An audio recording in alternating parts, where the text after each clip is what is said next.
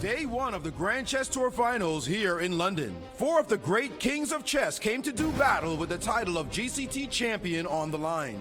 The game between Aronian and Ding Liren fizzled quickly, but it was an epic struggle between world champion Magnus Carlsen and Maxime Vachier-Lagrave in a rich Najdorf that ended in a draw. The world's best are back for what could be a pivotal game of classical chess. Day two of exciting action coming up next.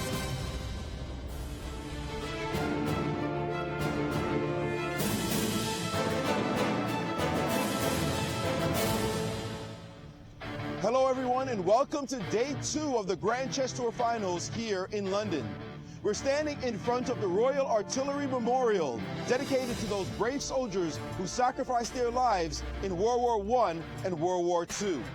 Well, a great war is brewing on the chessboard right now as four of the strongest and mightiest soldiers in all of chess do battle in the classical portion of the event. And to call all the action, we're going to jump to the studio with Jennifer, Peter, and Alejandro. Thank you, Maurice. Welcome, everybody, to our day two coverage of the Grand Chess Tour Finals. I'm Jennifer Shahade, and I'm here with Peter Svidler, and we have a lot of great chess in store for you today.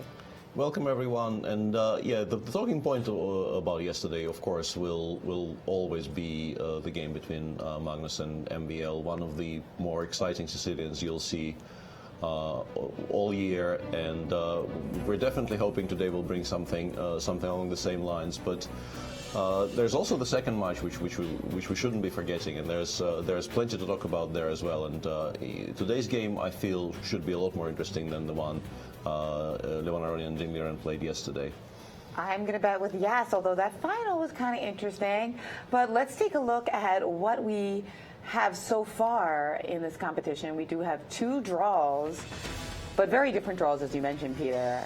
But here it is, Magnus and Maxime at a standstill, Levon and Ding Liren also with one draw in the bag. That means today they reverse colors for their second classical game.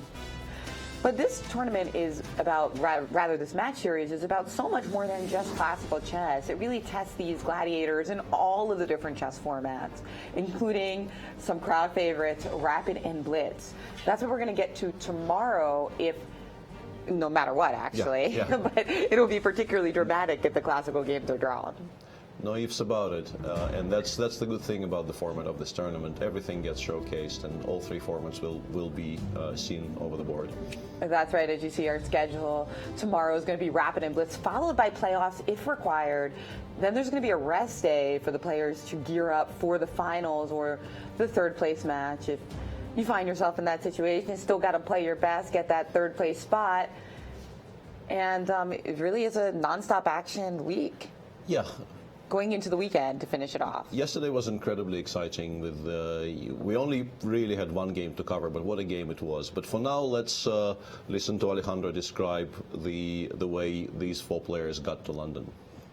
Well, thank you, Peter. Definitely an exciting game yesterday. Let's take a look how the top four got their place here in the London Chess Classic, the Grand Chess Tour Finals, starting with Aronian, who going into his final tournament in India, he had it all but secured. It would have taken some kind of mathematical miracle for him not to make it to India, to London. But in India, he had a terrible tournament, finishing dead last. Couldn't wait to get rid of the tournament, and it was thanks to a very strong showing at the St. Louis Rapid and Blitz and the Super Bet Rapid and Blitz that he really was able to secure that spot.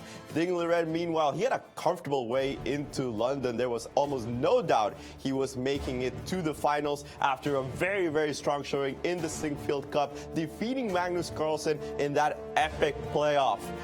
The Chinese player has had a really nice year, and he's showing why he is the third best player in the world. Meanwhile, Maxime Vachier-Lagrave, who was watching from the sidelines while India was taking place, qualified by the bare minimum.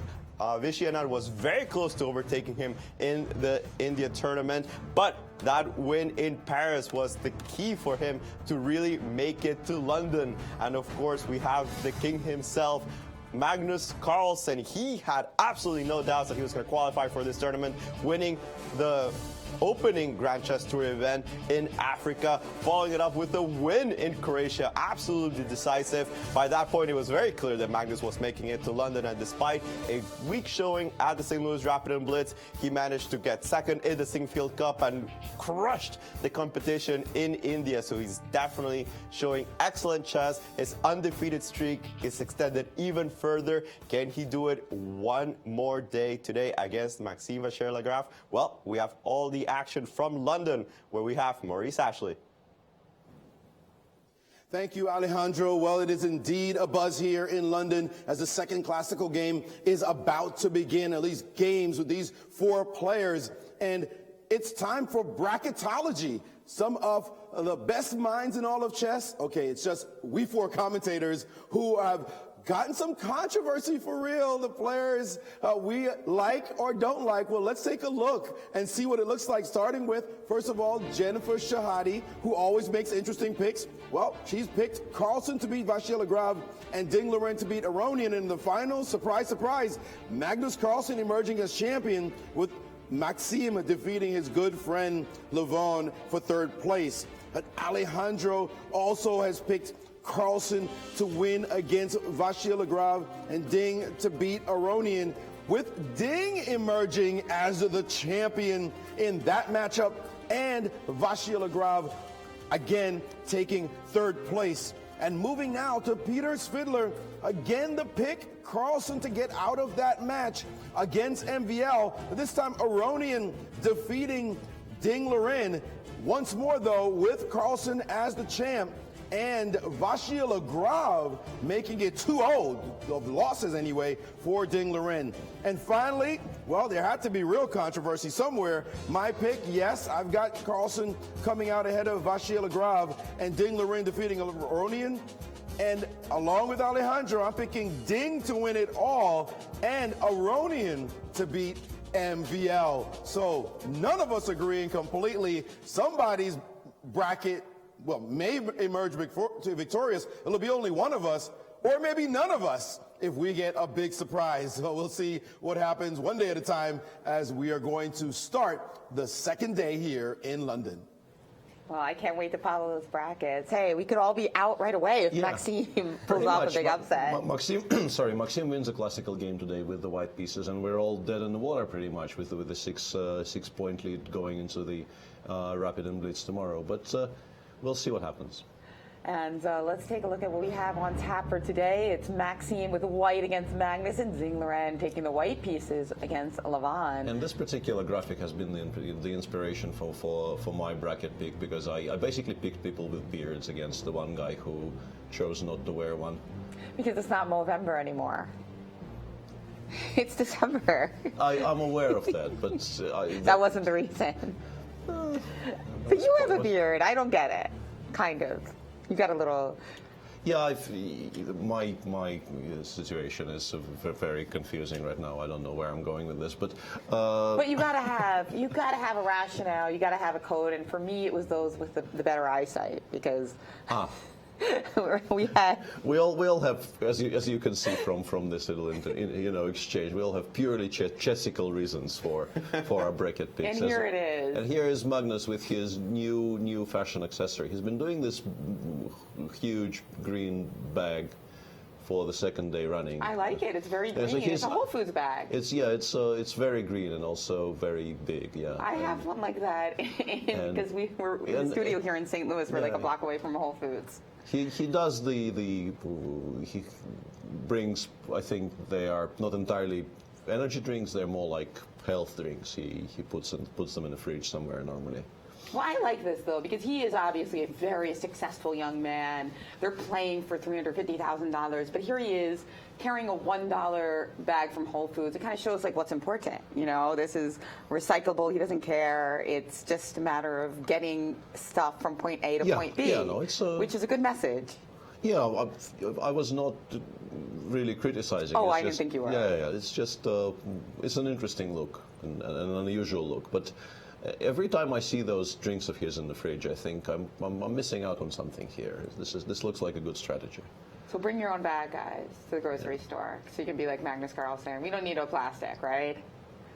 First of all that, and secondly, maybe this is like the entire explanation for why he's been crushing, and we've all kind of only now cottoned on, and now there will be a much closer competition at the top because people will start coming with bags. That's all it takes. Yeah, maybe that's the entire explanation, and we've finally figured it out.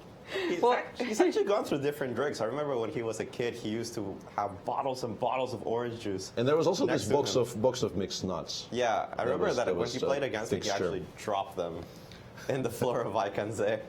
It was a little bit of a sight to see him picking it up. And what an outfit here by Levon, rocking the burgundy and green. Not a combination I would have thought of, but man, he makes it work.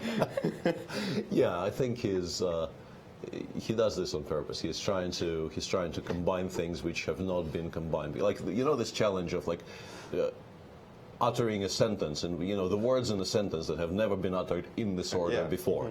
And Levon tries, I think, to do this with outfits to a degree. In a way, that is high fashion, isn't it? You gotta do something new that people still feel like they've seen before in a certain way. But let's take a look at the players as they get ready to play the games. We are going to have some special guests make their very first moves, starting with James Howes, who's stepping up to the board, an 8-year-old from Hampton Gurney Primary School in the UK, and he's going to make the first move for Ding Liren, and I think he played E4. Yeah. Good move, James. Yeah, yesterday we had somebody play knight c3 and then take it back and play knight f3, which feels like he was having fun. He was really having a good time. It's good to see these ceremonial first moves. And Malcolm Payne, who you see on the stage right now with a microphone. And Maurice is going to join in on the second game ceremonial first move because he knows quite a bit about the young man Selikim who's going to make that move. And I see him coming up to the stage right now. Selikim Amwoku, as you see him coming up. He is a phenom from Ghana who I got a chance to work with while I was there in Accra last October, this October that just passed. And let me tell you, this kid got major talent. He can study chess for hours and hours and hours, a great passion for the game, and one of the diamonds that we found while there in Africa, in Ghana. So looking forward to seeing his future. You see, he's all smiles. Quite an honor for him to be able to do this. And he hasn't been playing chess for very long. So it's great that Malcolm was able to bring him on stage. Also found him some instruction, some private lessons as well to support his talent. So doing great work for chess and schools in the communities is Malcolm Payne. And that's exactly what I was going to mention. Seeing his future. Malcolm is a great proponent and maybe the largest driving force behind the chess and schools movement in the UK, so great work being done by him. Yeah, that's great. Over the years. He's always doing a good job of combining that at the London Chess Classic, and that's why you see a lot of youngsters. There's different events and tournaments for the kids as the greatest players in the world are facing off. Yeah, and off we go. We have a Spanish. We have a Spanish in Levon's game. Not a Berlin. No, in Maxime's game. Sorry, Levon was white yesterday. Yeah, sure. Right, and Levon with the black pieces will be facing a very sharp variation of the Nimzo Indian. So that one will hopefully fire up. We don't know just yet. We could just get what used to be called the tabia of the Nimzo, and I actually haven't seen this played at the highest level for a while, like an actual tabia of the Nimzo, but we'll see in a moment. And Magnus goes for the open Spanish, which is something he's been doing, but not in every single Spanish he's played in the last few years. So interesting if Maxime has something special prepared, because the open I think has been doing exceptionally well recently. I think very few people have. But he's not playing the pure open with b5. He's taking on e4 and played bishop e7. Played bishop e7. Yes. Whoa. I believe he played this against in Croatia, right? This actually has had a bit of a resurgence recently, right? With the line rook e1, b5, rook takes e4, d5. I think Nakamura has also been playing this with black. Wasn't this like Caruana Nakamura? Yeah, this was. I don't think it was Caruana. I'm trying to remember. I think the this latest was Caruana Carlsen from Croatia. I think that was the most recent game. And before that, I want to say there was like a Levant game against Mehmed. Possibly, yeah. Yeah. And I'm trying to figure out, because I think isn't Queen E2 a move here? I believe it's also a move. Because I think at some point, the reason I vaguely remember something along these lines is that there was a period when Malakhov was playing this quite actively with black, and I had to prepare against him. And I ended up thinking that, I think this is how this goes, right? Bishop C, they take with the B pawn now and go to B7. It looks extremely ugly at first glance, but then the knight often comes to, a very normal square on E6, which is quite good for the knight in these positions. And black aims to play either, let's say, D5, bring the knight over, and then play C5. Or sometimes black goes for an immediate challenge to the white central pawn with F6. It says draw. Oh, no. I was that's, just pointing out that I have the game from Croatia up on my screen with rook e1, b5, and rook takes e4. Yeah, sorry, I got slightly sidetracked. No. And just to, I kept on talking about tabias and not showing the position. The what used to be called a tabia of the Nimzo is the position here. If black, let's say, goes d5 with castle, black goes knight c6. A3, bishop c3, and I think maybe even more specifically dc4, bishop c4, queen c7 used to be known as the tabia, which kind of shows how narrow was the focus when people were just starting to develop the theory of this opening, because Nimzo in general is just such a tremendously rich opening. White has such a wide choice of ideas even on move 4, and somehow this position was just assigned like the main position of the opening. And there was a lot of advances. There were a lot of advances made in the theory of this particular position, even in the 50s and the 60s. But it's looking at it from today's viewpoint, it's very difficult to understand why this is so central. There are so many other things you can play against the Nimzo. Although, on the other hand, it is kind of a variation that's died down, I want to say, in the last 15 years. I really have not seen it at the top level of chess. I think mainly because positions like this have been analyzed to more or less a draw. Right, the Karpov variation. Yeah, I think mainly it's because black realized that this might be fine, but it leads to extremely complicated positions where occasionally you will not equalize, whereas in particular this position, you need to study some theory, because obviously if white gets some kind of d4, d5 breaks in a good edition, he will do very, very well. But if you do know what you're doing, you will just equalize outright. And yeah, fashion shifted quite a bit here. But Levon is still thinking here, and this is maybe the time for me to briefly mention something I kind of teased to my colleagues in the studio. I looked up the record, and I also, in particular, I wanted to refresh my memory in regards to what happened in their match in Tbilisi. They famously played a World Cup final in Tbilisi in 2017, which Levon ended up winning. And Levon said something yesterday at the press conference. It was actually very open. Normally people try to hide these things a little bit and say, okay, I didn't get anything out of the opening and the game just fizzled out. He more or less said that he didn't feel all that well, and he came with the intention of playing something solid and making a draw, because he just did not feel up to playing a full game of chess against a very strong opponent.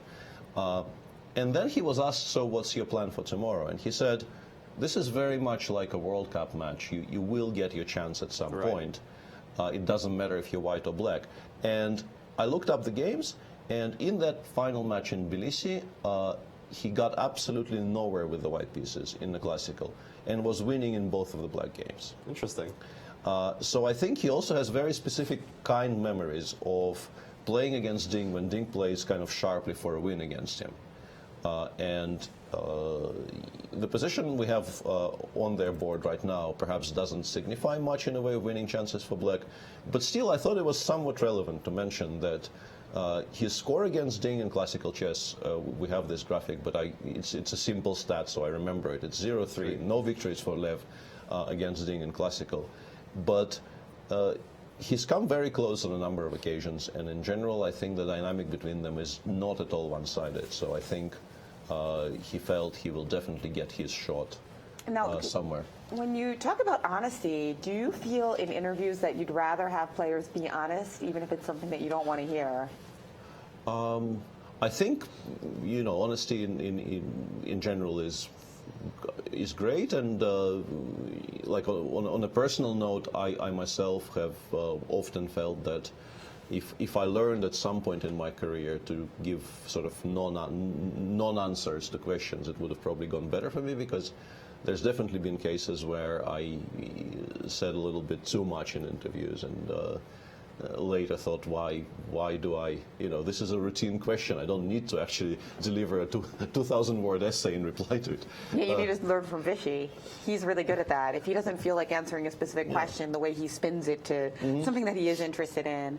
I mean, obviously, I think that it's really refreshing to hear honest answers, but sometimes for the players, it can also be really intense to have to answer something honestly. So that's why we get a kind of mix. But yeah, I agree with you about Levon. It was interesting to hear his true thoughts, and certainly with this insane schedule of 2019, you can't blame anyone for just trying to pick the strategy that makes them most likely to win the match, whatever they might think that may be, especially when they're 10 years older than their opponent. Yeah, but I don't even think that was necessarily a strategic decision. It was. I think he was saying exactly how he felt. He just did not feel up to playing on that day with simply the way he felt physically. I don't think he came to London with the idea of shifting the entire weight of the match to rapid and blitz. I think he would very much like to play his white game for a win, but when you wake up and you realize your brain is in a state of fog, as he described, you do very seriously consider just sort of cutting your losses to a degree and saying, well, there's 3 days of chess here. I don't need to push myself past the limit. Let's catch up on the game with Magnus's game, as a couple more moves have been played in that opening. They're still following a couple of important games, thanks to Dr. Abrahamian, who was kind of allowing me to cheat a little. She was looking up the games, and this is the game between Nakamura and Caruana from the Singfield Cup, and before that it was Caruana against Carlsen from Croatia. And still here Maxime taking quite a bit of time for a very well-known position to get to this position. Here I believe Caruana just moved back his rook. There's also knight c3, which I think is a topical line, but I want to see what Magnus has prepared, because knight c3 in that game between Nakamura and Caruana, it wasn't, I wouldn't say a very clear advantage for white, but it did feel like Nakamura with the white pieces just obtained a little bit of an annoying edge against his opponent. The idea of knight c3 is that, okay, of course you're taking both pawns, and there will be the chance of especially installing a knight very quickly on the c5 square. Now, taking on d5 is possible at some point, especially if black just castles. But this kind of positions where white is up a pawn, but the bishops start to get so much danger. The bishop on d6, probably a bishop on b7. The queen sometimes goes to e8 because there are tactical ideas with the pawn on a4 and bringing the queen into the game. They can get very, very messy, and I want to see if Maxime has paid good enough attention to this kind of positions to really get a stronger advantage than what both of the previous white players were able to do, which was, in my opinion, not totally convincing in terms of opening theory. Yeah, I think the second game, the one I was referring to, once again, I'm not entirely sure. I was pretty sure it was Fabi against Hikaru, but yes. Yeah, in that game I thought Fabi at some point had a little something. With black. No. Fabi was black. Yeah, okay, but it's Hikaru then. Yeah, I thought at some point it looked to me like white was on the verge of actually stabilizing and getting. Yeah, he was getting a little bit of a push, and then black worked all of his problems out, and I think even started pushing at some point. Yeah, at some point when Hikaru overpressed. But it did seem like black didn't fully equalize in those positions. And that is the most recent game, so I want to see what Carlsen's new idea is going to be. I'm sure Maxime is well aware of that game, playing right next to them, and being an opening specialist in pretty much all he plays. So I want to see what's going to happen in this game. For now, Maxime taking quite a bit of a think here. He does have options, but this is a well-known position at the top level, considering the two really important games we've had this year on it. Yeah, and it's interesting to see this. Really, this has always been very much a sideline of the Spanish, getting so much traffic at the extreme top level. Not just good players, but the absolute best players of the world all seem to be suddenly interested in playing this d4 bishop e7 line, which honestly I never thought was particularly good. And once again, I'm somewhat surprised Rook E1 gets like exclusive attention, and Queen E2 gets none whatsoever. I'm sure. I mean, Alejandro is looking at me somewhat quizzically. I guess he knows the answer to that, but No, I can't. I don't know anything in this variation, or at least nothing public. Queen E2 has its own ideas, but I do have to agree that sometimes chess fashion just overtakes positions. And of course, here in this position, there's no need to play Rook E1 as an absolute must. You can play Queen E2. There are other moves that can even be considered, but it feels like sometimes players like a certain position fashionably and they try to figure it out. Also, I found a lot of positions where the really top level of chess likes to play it a few times or even many times, but it doesn't even break the 2600 level. Like nobody at the 26 or 2500 level really wants to take the time and learn the variation because it's kind of a fashion fad and people think it's going to go away. And I'm kind of sure this is one of those. And also I would like to apologize to our viewers. So let me just briefly interrupt you and take back everything I said, because I had a bit of a think, and I realized that the line I was talking about happens in a completely different move order. If we could just bring up the board, because I realized that I was like the position with the knight on b7. It happens here. Because of course you need to play knight d6 to attack the bishop on b5, otherwise white will just play d5 here and be extremely happy. And this is where you get the position with the knight on b7. Okay. Yeah, and in the game, like if you played queen e2 here, I assume Blake plays d5 or b5 or whatever, because knight d6d just instantly looks horrible for black because the bishop is on a4 and the knight has to go to some poorer squares. I mean, f5. Yeah, but then you actually run into significant trouble compared to the Berlin. You actually get bishop d6, bishop 6, and rook d1. Once again, we're probably taking up too much time on this, but very famously, you would very much like to play queen e2 in this position, maybe, but black plays knight d4, and this is very, very important that rook d1 never really gets played with the knight on f5 stuck. And now after knight takes d4, queen takes d4, rook d1. Yeah, bishop g4, bishop g4. Black is instantly, arguably, slightly better. This is why nobody plays queen e2. I mean, I don't think you're taking up too much time. I think this is fascinating for the viewers because it shows the underpinnings of why the theory has developed in a way that the top players are playing the Berlin. And yeah, I mean, this is sort of well-known little detail, but it bears repeating, I guess, for somebody who may not have seen this little bit. No, because if you look at the top players' games, this is not in the notes because everybody just assumes. Yeah, right? Everybody assumes that everybody knows, but I guess there must be some people out there who never ask themselves why queen e2 is not a move in this position, and it's very, very specifically only because of knight d4. Otherwise, it would make perfect sense. And I assume if you play queen, well, you don't really want to play queen e1 because then you can't play rook d1. Even knight d4 anyway is pretty strong, but you're also not creating a threat of rook d1. And in this position, once again, because we have already included queen e2 and bishop e7, bishop takes e6, I hesitate to say it wins, but I have a suspicion you might actually have to take with the b pawn, because d6 rook d1, you have to play bishop d7, and now e6 followed by knight e5 might just win on the spot. You might also just nod, right? Yeah, I mean, in some cases it doesn't, but often this is very, very strong. So you might have to be taking with the b pawn, and then white just has a very comfortable game. And but all in all, me saying why all these people play rook e1 here and not queen e2 has been a bit of a mix-up, which will. Although I mean, it doesn't go into those variations, but it doesn't mean that queen e2 is not playable in this position. No, it's a move, but. Yeah. It's not the main move I assumed it was, because I had my brain completely scrambled there for a second. But it's actually interesting because it seems like for the second round in a row, you're not that excited about Magnus's opening preparation. Would you say that's accurate? Well, I think we were very excited yesterday. I mean, no, excited like the game was exciting, but you know, the combination of f3 and bishop g5 doesn't make the strongest impression. Not the strongest impression, no, but we were extremely excited about it yesterday because it kind of promised us a whole new concept, and it delivered on that promise, because we had a very, very non-standard Najdorf on the board where people actually had to take very interesting strategic decisions. This one, I mean, it's less surprising because, as we've been discussing for a while now, this suddenly is somewhat fashionable for. And he's played it before. For Magnus himself in Croatia. Yeah. What I meant by excited more was like excited if you were part of Magnus's team, for instance.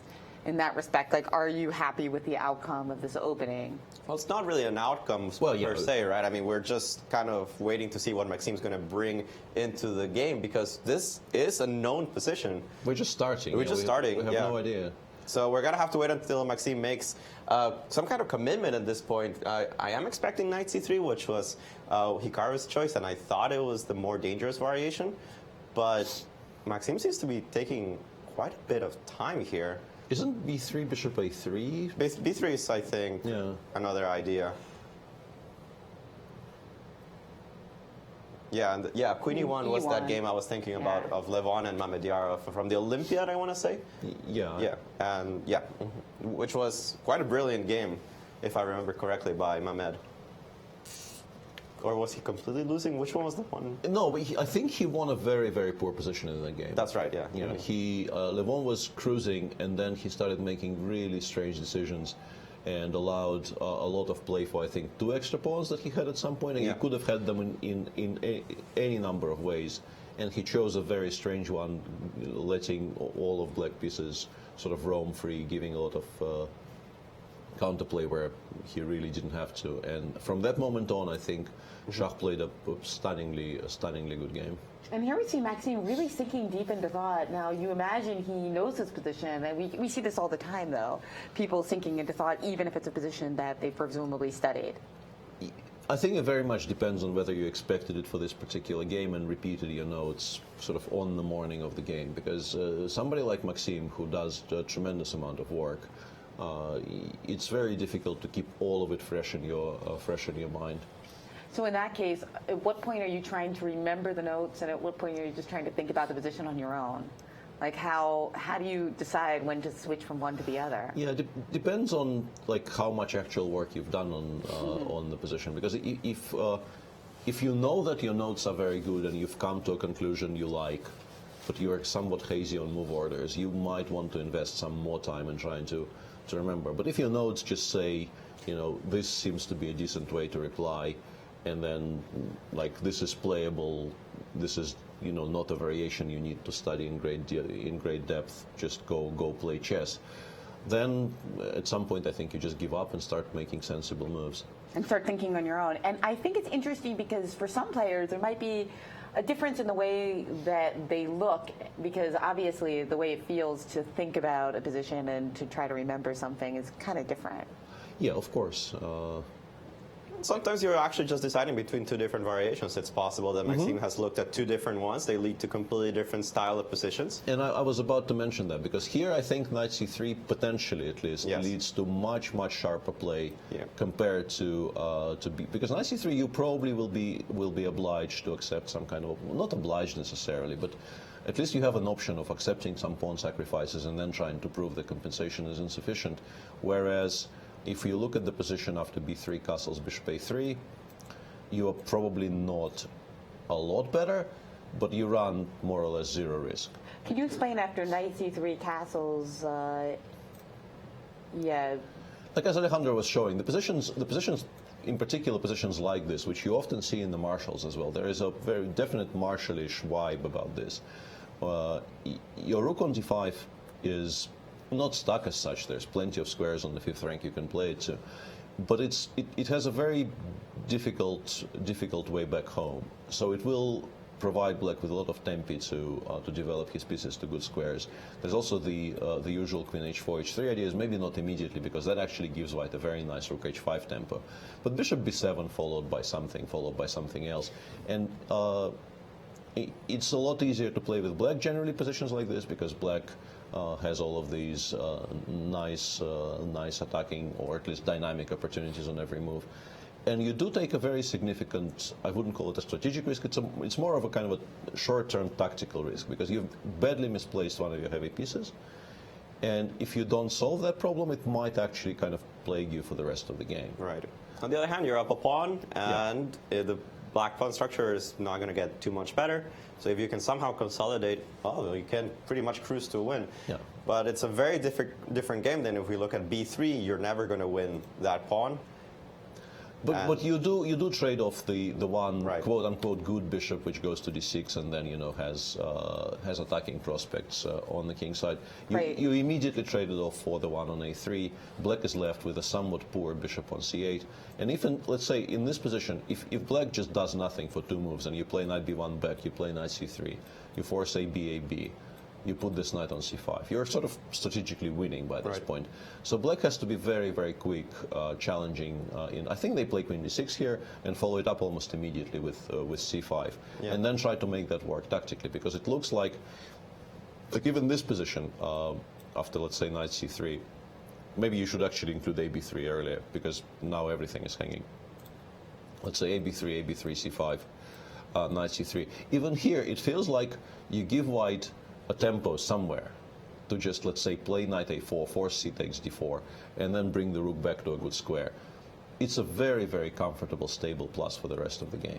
So you're saying that you need to do you need to do c5 right away, because otherwise like rook a5, for instance, if we take one Yeah, I move think to play, rook a5 would be a if topic. we Just play to, like just bishop to, e6 or bishop Yeah, e7. anything that really puts control over the dark squares Yeah. will make that bishop so bad. That's a very good move that you're pointing out here, Jen, because once we make sure c7, c5 doesn't happen, this bishop never really comes back to life. And Maxime, after some thought, actually does choose the stabler approach. So to That's speak. right. That's right. He does play b3 as I think what Alejandro was pointing out about deciding between those 2 moves, and obviously thinking about his prep for rook takes d5 and those crazy lines might, if he's not 100% confident Yeah. with this isn't the safer option.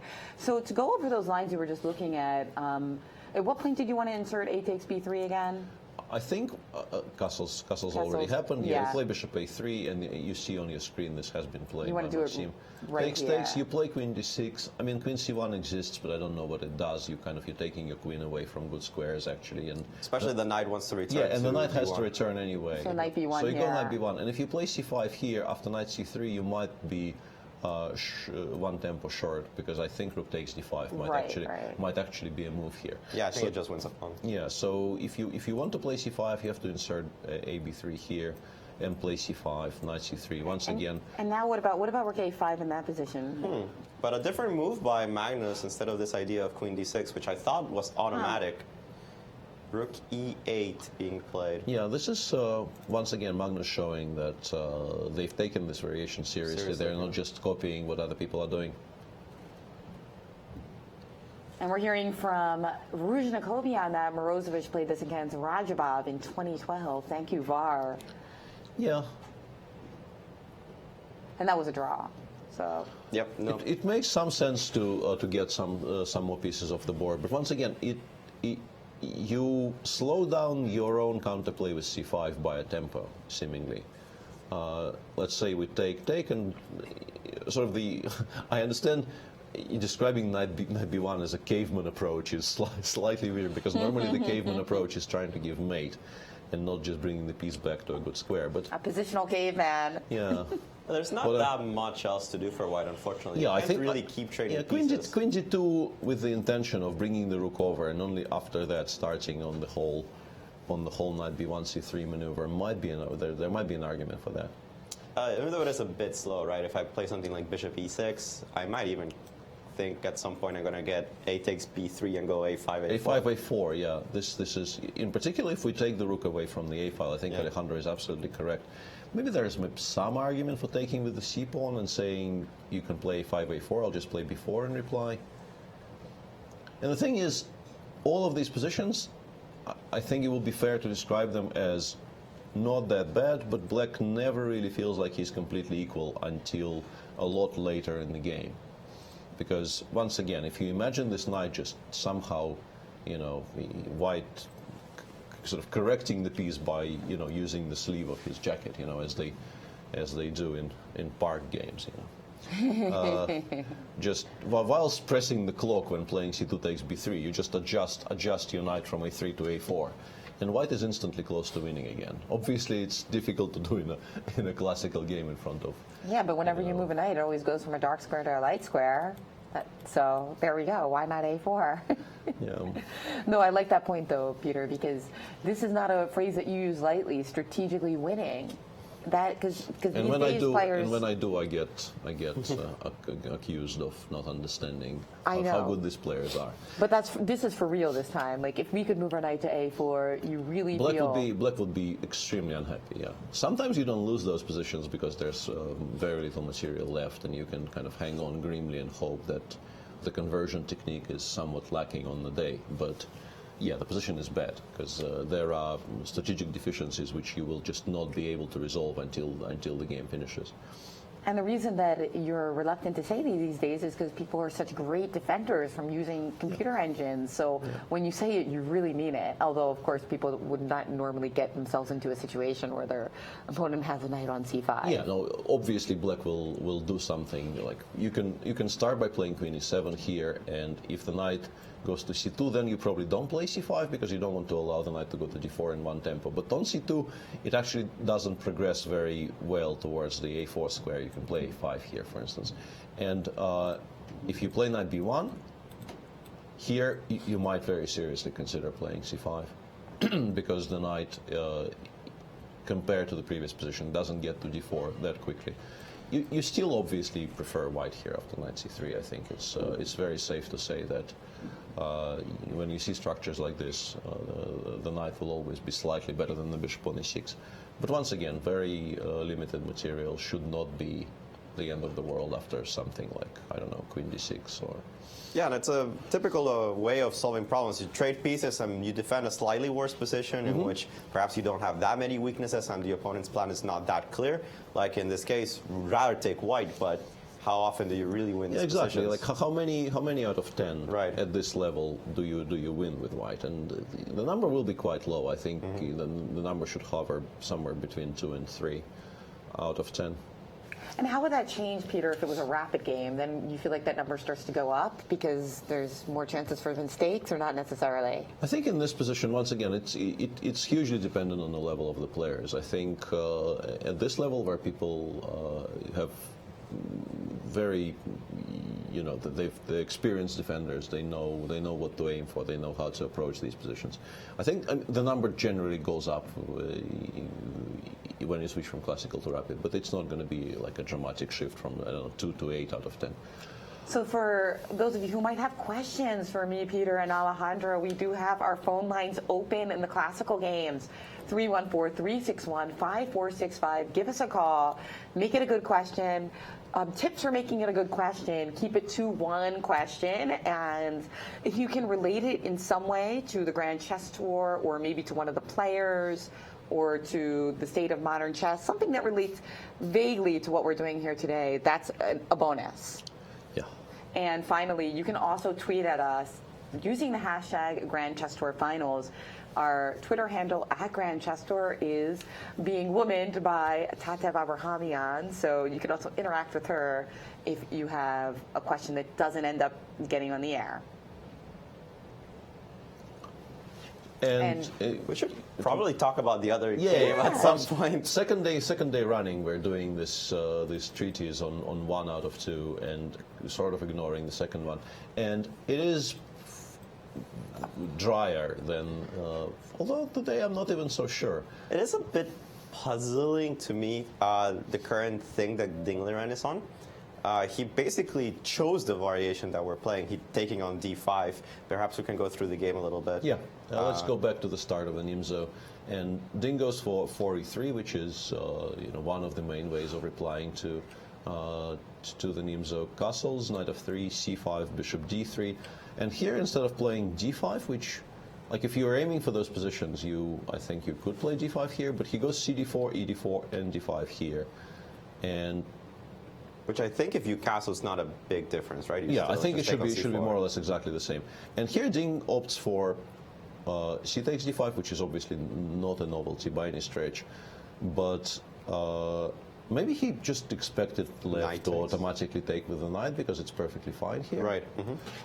And didn't really consider the idea of recapturing with the pawn that seriously, because normally I think in the Nimzo with the bishop already on d3, and this is by far the best diagonal for this bishop in these symmetrical positions, the understanding generally is that white is slightly better in all of these positions, and people don't really like playing them with black all that much. So it's very natural maybe for your attention to shift away from that option for Lev. But Lev seems undeterred, and he just played e5 and very quickly played bishop g4. Which is by far the main line of the position. Yeah, and h3, bishop h5 is now on the board. h3 played after a very long thing by Ding Liren. So perhaps either not familiar with the position, perhaps didn't really consider that this was going to happen. Because after e takes d5, you do kind of have to castle with white. There's nothing else you can do. And bishop g4 is by far the main move in this position. Yeah, we'll see what transpires. It still is, despite being somewhat symmetrical, it seems like a position that could become very sharp and very concrete. Let's say bishop g5 creates immediate threats. So we're not expecting a quiet game today. And we do have a phone call. That's right, from Omaha. Welcome to the show. Let us know your name and your question. Hello, this is Carlos. My question is regarding the current time control, the total of 4 hours, give or take. And I'm curious of y'all take on the timeline, not really based on looking at any particular tournament like the World Championship or whatever the case may be, but just how do y'all feel about the time? And because as a fan, you know, we can look at 4 hours, you know, but as a, you know, for 8-9 hours, it's kind of hard to kind of put that in there. So I'm just curious, just as an announcer, a commentator, an analyst, what do y'all think of that? That's a good question because thanks for that, Carlos. Because this is a very specific time control which I don't think is being run currently anywhere else. It might catch on, and I think it's a product of years and years of discussions. In particular, I played in a couple of Sinquefield Cups here, and I've been working as an analyst for a couple of years as well. And there are parties. And at parties, instead of discussing, you know, things of universal importance, such as, well, insert things of universal importance here. We don't even know what they are anymore. Yeah, people still end up discussing the best way to promote chess and the best way to package it so that audiences keep their interest going. And I remember one party in particular, which I think was during a baseball game. And once again, what were we doing instead of watching a baseball game? We were engaged in a heated discussion on the chess time controls. And I think originally the Sinquefield Cups in particular, they were full-on 7-hour time control tournaments. And at some point, people, including people running the tournaments, started coming to the conclusion that this is untenable. This is just way too long.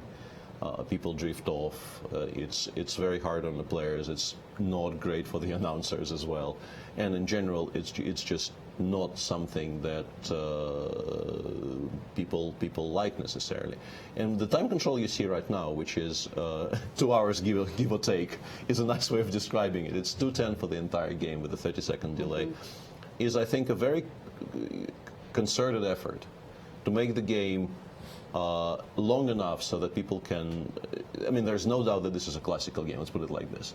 We know we're watching a classical game. People will have enough time to go into the tank if they need to. We've seen this yesterday when Magnus at some point spent something like 50 minutes on two moves in a row. Right. I mean, combined, not 50 and 50, but like 25 and 20 or something. So there's definitely plenty of time, if the position is extremely complex, for you to dive very deep. And try to figure a way out of it. But it's also a manageable amount of time, because with the delay, if it goes into a long end game, it might be maybe 5 hours.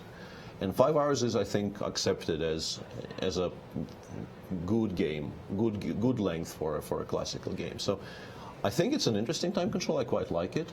The one objection you could have to it is that you would very much like for a top chess player to be playing consistently with the one time control everywhere, because you do get kind of Mixed up a bit. yeah, like all the FIDE tournaments are being played with a different time control, and these are like the most important tournaments in terms of fighting for the title. Well, So I definitely agree with you that it would be a little nice to have consistency, but on the other hand, I like the different time controls. I think they provide different avenues for the players to fight in, even if they're both just different types of classical. Personally, I really like, as a commentator, this particular classical time control, because we don't have this lull after move 40, which I really feel strongly against when I'm a commentator. I feel that the players reach move 40 and they both tank forever. Nothing really happens, and it's like the action really builds up to the 40th move, and then suddenly there's a big drop on the level of interest in the games almost at the same time. Whereas I feel here you have this consistency, good pace going on. Now, as a commentator, I really prefer rapid games, but if I have to pick a classical time control for me, it's this one all the way compared to the other ones I've done. I remember we've also done 8-hour broadcasts in which the game just never ended, and you still had to play it out. It's just part of the deal.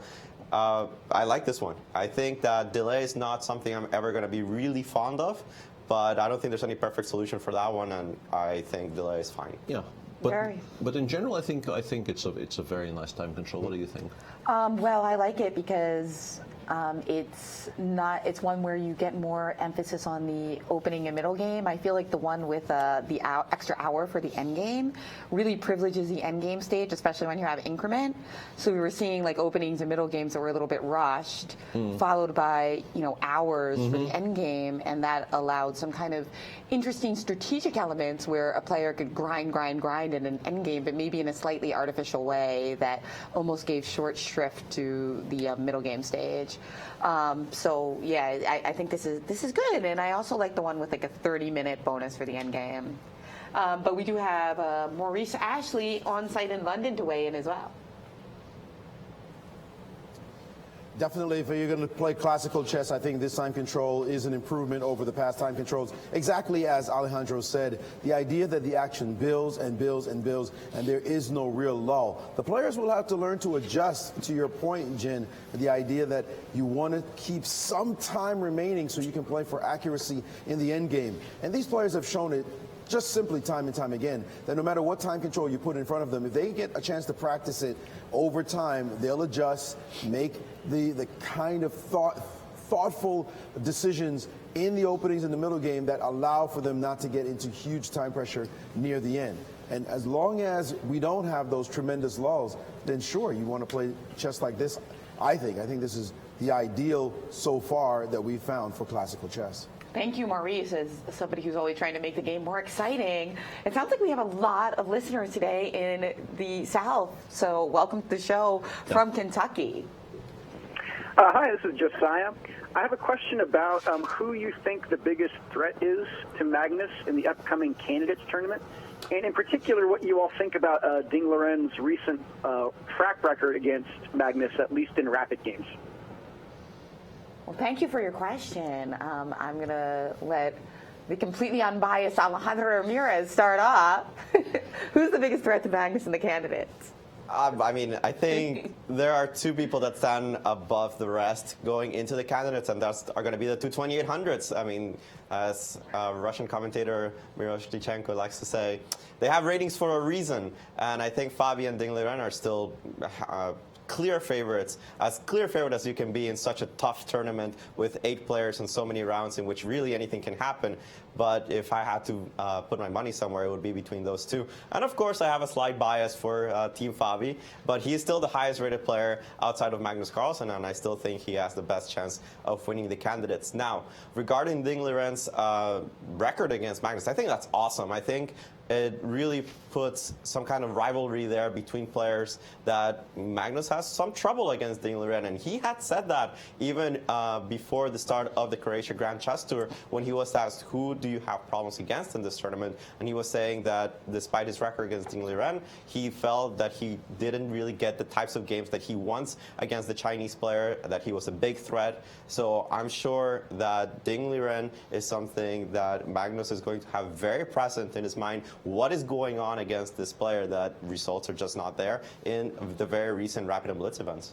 And maybe we'll see it right here at the Grand Chess Tour Finals if Ding Liren were to win and Magnus, or if they were both to lose, then they would play a third place match. Also true. We could get that in one of two ways. And this is also the answer I gave yesterday, so we're somewhat unoriginal here, but it does feel like the correct, in obvious huge air quotes there, but the correct answer. Based on current form, it's going to be a very interesting kind of this tournament with the people currently likely to get in. Once again, one player who doesn't really have a stellar record as far as I can remember against Magnus, but he always plays very interesting games against Magnus. Is Alexander Grishuk? Yes. And for instance, one thing that stands out in my mind is I think it was in the World Rapid, I think the one that Vichy won, right? The one in Saudi, where Magnus lost to Grishuk with the white pieces in the last round. Very few people have beaten Magnus on demand with the black pieces in the last round of an important event that Magnus badly wanted to win. So Grishuk is somebody who is, I think, particularly motivated by playing against the world's best. But the record is not stellar, as I mentioned. I think his classical record against Magnus is quite significantly negative. But right. They do play very interesting, very fighting chess.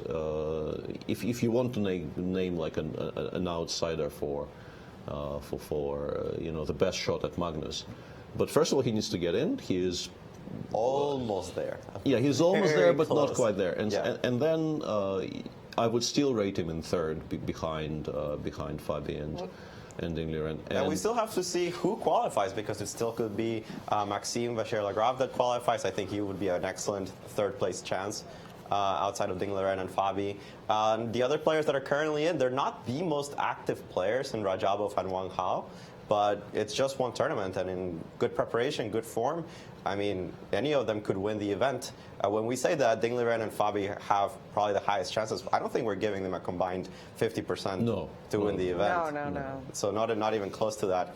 I wanted to return a little bit back to chess because we do have more moves between MVL and Magnus. And Magnus, showing, as usual, very good preparation, playing exactly how the computer recommends, actually finds pretty much ideal placement for his pieces. And let me explain what's going on. After the move knight takes a3, rook e8, we had left this off in this position in the game between Balogh and Rajabov, not the Morozevich-Rajabov game. That one went queen d6. Rook takes e8, queen takes e8, queen d2. This idea of putting the rook on e1 looks very logical. We had looked at this plan, maybe put the queen on d6, push a normal c5, the bishop comes to e6, and we did think that white would be a little bit better in those kind of positions, not significantly. You could probably hold this with black most of the time, but Magnus doesn't even want to be a little bit worse. He instead puts the bishop on f5, the rook on e1, and the queen on c6. And the idea of this configuration is very simple. You attack the c2 pawn, and if you move the c2 pawn to c3, your knight's trapped, because I will just take it with my bishop whenever it moves off of a3, and then you just don't have enough pieces to win the game. And I think that's the analysis of the position. Yeah, that's very, very succinct. And that mention that Magnus is playing like a computer here, we're not implying anything untoward. He's basically just done his homework. Yeah. The reason why he's playing this like a computer is that he's analyzed this with a computer and he knows what the computer says. Obviously, with him choosing this line for today's game, the ideas are very fresh in his mind, and he doesn't need to tank very hard here to remember exactly what he's supposed to do. He's actually, no, that's not true. He has almost gained time. He's only used like 3 minutes, and there's no increment. So this is pretty close to immediate play. Now, meanwhile, in the Ding Liren Aronian game, we also have a few moves, including one that changes the character of the position. Yeah, G4 is a very welcome sight for us as viewers and chess lovers, because this promises a sharper game than it could have been otherwise. I'm interested in the follow-up. Ding Liren is planning on knight e5 is something you could do. I'm always also very interested in the idea of playing bishop g5, because it asks the immediate question of like, how do you respond to the threat of bishop takes f6 and knight takes d5? I guess you just take on c3.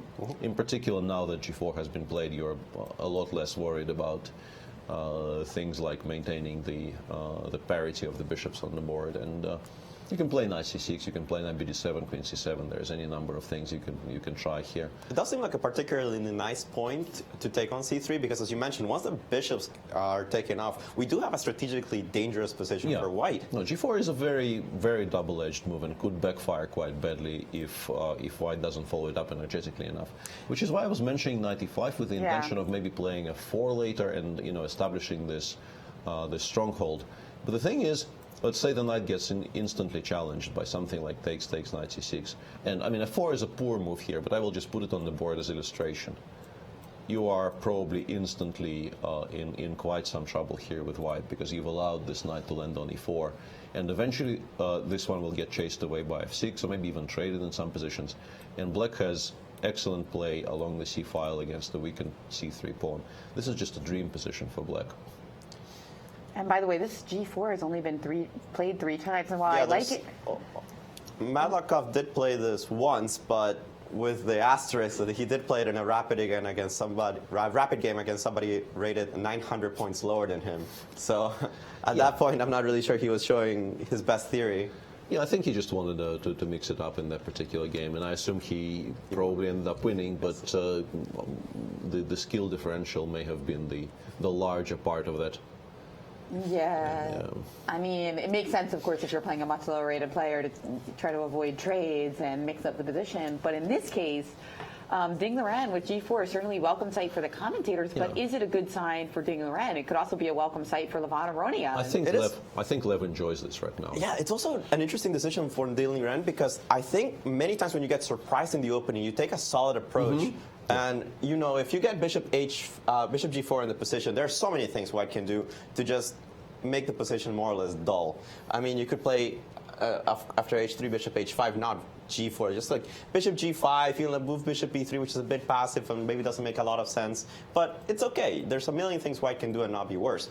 The move g4 indicates a fight, and it's something that you're doing very well aware that your opponent knows that the position is good for him after bishop g6, in the sense that it cannot be worse for black. You're just going for a fight, saying, I'm here, let's go. I'm going to push my kingside pawns forward. I don't really care that I haven't seen this position before. Let's just go and, well, let's dance, because at the moment, this is a very committal thing from Ding Liren. And also notably, like, this is something I keep on, harping on whenever I commentate on high-level chess. But it's slightly incongruous to play g4 and then tank again. Right. Yes. Like you've made this decision, you must have had a follow-up in mind. Why are you there? He's been thinking on this. I mean, not that much. It's only 5 minutes. But g4 forces bishop g6. It's not like bishop g6 comes as a huge shock to you. Why are you still not making your next move, which once again confirms that he wants a complicated game, but he's not entirely sure exactly how to proceed about getting a complicated game where he also likes his position, right? Which would be a nice bonus. Yeah, right. Knight e5, knight c6. So what do you like instead of f4? No, knight e5. I think we take on d3 take first. On d3 I think I don't want to. Although, but why not take? Honestly, knight c6 also looks great. No? Yeah. Also, allowing knight g6 and just playing this position is also, I think, completely fine. Although, I honestly would prefer to take the bishops off. Because here I can imagine white, I don't know, some kind of knight e2, knight g3, and I don't know, like we start with probably bishop e3 or maybe knight e2 first. Looks very nice for black, though. The more I look at this, the more I think, yeah, this is completely playable and maybe just as good or maybe even better than bishop takes d3 lines. I was actually thinking about taking with the f pawn, not with the h pawn. Yeah, that also is an option. It normally wouldn't be that great because you're really not supposed to. You're supposed to take towards the center. They teach you in the proverbial Soviet kindergarten. They teach you to capture towards the center and never away from the center. But here, opening the f file for your rook definitely makes some sense. I don't think white's kingside is weakened enough to justify it necessarily. Like I feel like here I will play bishop e3, and I don't think I'm going to get mated on the kingside anytime soon. Really? But then again, like something like bishop d6 followed by, I don't know, rook c8, bishop b8. Oh, I want it to be... And queen d6, will just mate me at some point, very possibly. Right. Or queen d6, rook a8, and then bishop a5, bishop c7. You can go about these things in a number of ways. Yeah, queen d6, rook e8, even threatens rook takes e3. Yeah, that's a very good point. Like queen d6 even let's say after something like a3, we can throw in rook a8, and it's not the best move in the position, but it's an actual move you can make because but rook it's e3. like a drawing line after takes on e3 and rook e3. I'm not even sure. Yeah, probably is a draw. Yeah. Probably is a draw if we just continue showing this for a second. Black obviously has an immediate draw with just a repetition, but I do have more with knight takes. No. yeah, because the rooks get traded, you probably don't Then get there's more. rook f8 and queen f1 check, and hugely, white wins. Yeah. First of all, queen f1 check, but even I think no, queen e2. You're Well, actually you probably fine. want to do this for black with the queen on g3. Yeah, probably. that's very fair. That's very relevant actually. Queen g3, king h1, and we take. But even here, But it probably you have white. check and g2. Yeah, right? that's very cute. Yeah, we can still play queen f1 check because here we have rook f1 in the end. But we're discussing something that very clearly will not happen. It just goes to show that black is doing really well in that particular line, so you need to find something more testing for white. And indeed, Ding Liren did not play knight e5 and instead played knight e2. Yeah, and I feel a lot better about my little rant towards like at the very beginning of the show, because it does feel like another one of those games where Lev just plays something perfectly sensible with black, and Ding says, no, I am going to have a sharp game today if it kills me, and proceeds to... It might kill him. It might actually kill him. I think black should just be comfortably somewhat better. Yeah, this is not how they taught me how to play chess. You don't play g4 and then knight and e2. then knight e2. Even if you don't go for anything fancy at all, and if you just take and play knight c6, because I think there might be an argument for playing knight e4 straight away here if you don't lose the d5 pawn somehow after something like knight f4, queen b3 instantly. Because I want to, if I play knight c6, I have a suspicion white goes bishop g5. And that pin might become a bit annoying. Because let's say you play bishop e7, I play knight g3, and once again I've stopped knight e4, or at least I've attempted to stop knight e4, because the move actually still exists. Right. And this is all very theoretical, because we're saying that black's not being very ambitious by just releasing the tension, taking on d3. But we could also just consider starting with another move, trying to figure out exactly how white is going to finish his development. And is the knight really going to go to f4? Is it going to go to g3? I think it probably goes to g3, because I don't think it does very much on f4. Unless, once again, there is some concrete play connected with knight f4 followed by g5, and then immediate attack against the g5 pawn. But those lines, I think, then, even if you win this d5 pawn, you might just compromise your kingside situation to such an extent that you're just not going to enjoy your extra pawn very much. So yeah, bishop takes e3 is by no means forced, but it brings clarity, and I generally quite like having clarity in positions.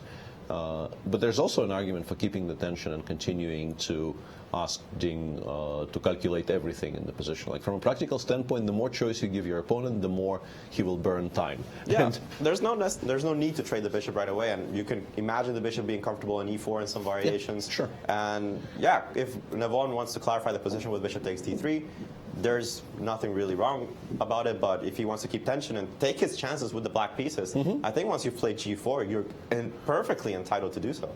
No, I think Levon by this point is extremely interested. Yeah. And we once again want to briefly return to the point that if you actually do win the classical micro match, you are more than halfway there.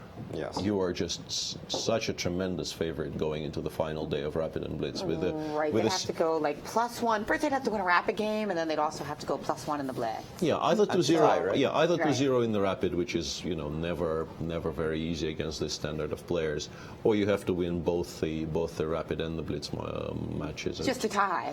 Just to tie, yeah, and that's not to win the match. That's just to tie the match. But that said, I think it's a fair scoring system because, of course, you want the classical to be worth more than the Rapid. And here we see it. We've got our final classical game today, followed by Rapid and Blitz tomorrow, playoffs if required. And then we have our finals, where we'll see 2 classical games followed by Rapid and Blitz. And here's how the prize money breaks down. $350,000 at stake, including a guaranteed 6 figures if you get to the finals match. And as for point breakdown, as we were talking about, 6 points for each classical game is at stake, 4 points for each Rapid game, and 2 for each Blitz. So in order to make up for losing a classical game, you can do the math. You either have to completely dominate the blitz with 3 wins and 1 draw, or I think the most realistic way to come back would be to go +1 in the rapid and +1 in the blitz. Yeah, but even that only gets you a playoff, so a very tough order. Yeah, and that of course makes it. I mean, there are obviously 2 approaches to this, and we're seeing, I think, Magnus today with the black pieces saying, now that I haven't won that Sicilian yesterday, which he went all out to try to win. Yesterday he pulled no punches whatsoever, but today he's playing a line which is extremely safe, but also normally doesn't give black much in a way of winning chances. He says, almost 0, I would say. Yeah, and he says it's perfectly fine. Let's just play tomorrow. I'm good at those shorter time controls. Even though Maxime throughout the year hasn't been an easy opponent for him in rapid and blitz, even the tournaments that Magnus has won, he has had some problems. I believe in Abidjan he went, was it 0-3 or? I think 0-2 in the blitz. 0-2 I'm not sure if he lost the rapid as well, but he definitely lost, I think, both blitz games. And that was a topic we've been discussing when we were covering India, that in both of his absolutely dominant performances in the rapid and blitz events, both in Abidjan and in India, he lost only 2 games and both of them to the same player. Right. And that happened again in India when he lost only 2 and both of them to Ding Liren.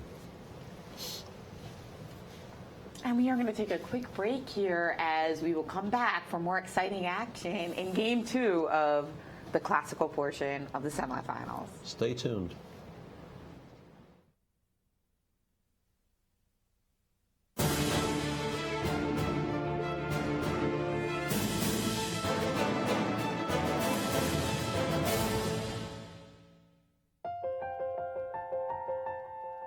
St. Louis University celebrating its 200th anniversary. Offering world-class education in the heart of St. Louis, SLU attracts students and professors from around the globe. In 2015, SLU partnered with the St. Louis Chess Club to start a top-tiered collegiate chess team. On the very first year of the team's inception, SLU obtained second best university at the Pan American Intercollegiate Chess Championships. Higher purpose, greater good. St. Louis University.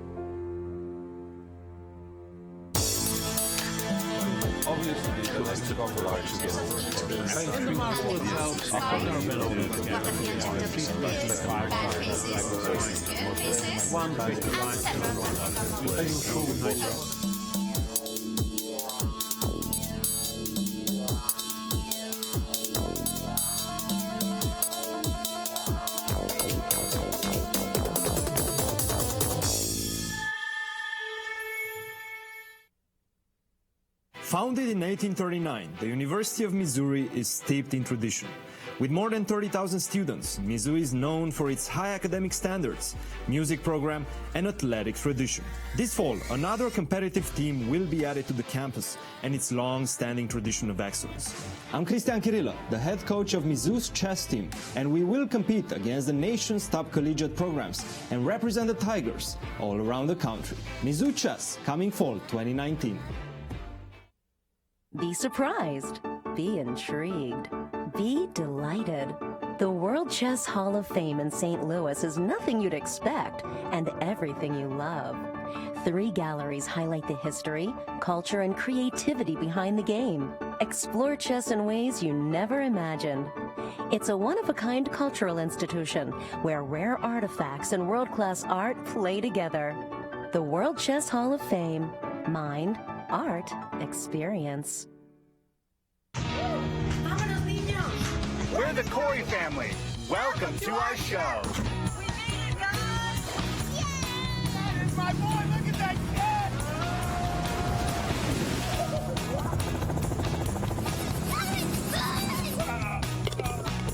You guys gotta see this. That's our show. Now go start yours at visitlow.com. Can you hear it? It's the sound of hope and health and strength. It's the sound of compassion, of open doors, where people and machines are in tune and miracles occur. It's the sound of personalized healthcare and active communities. It sounds like life, and it's what you hear when you really listen.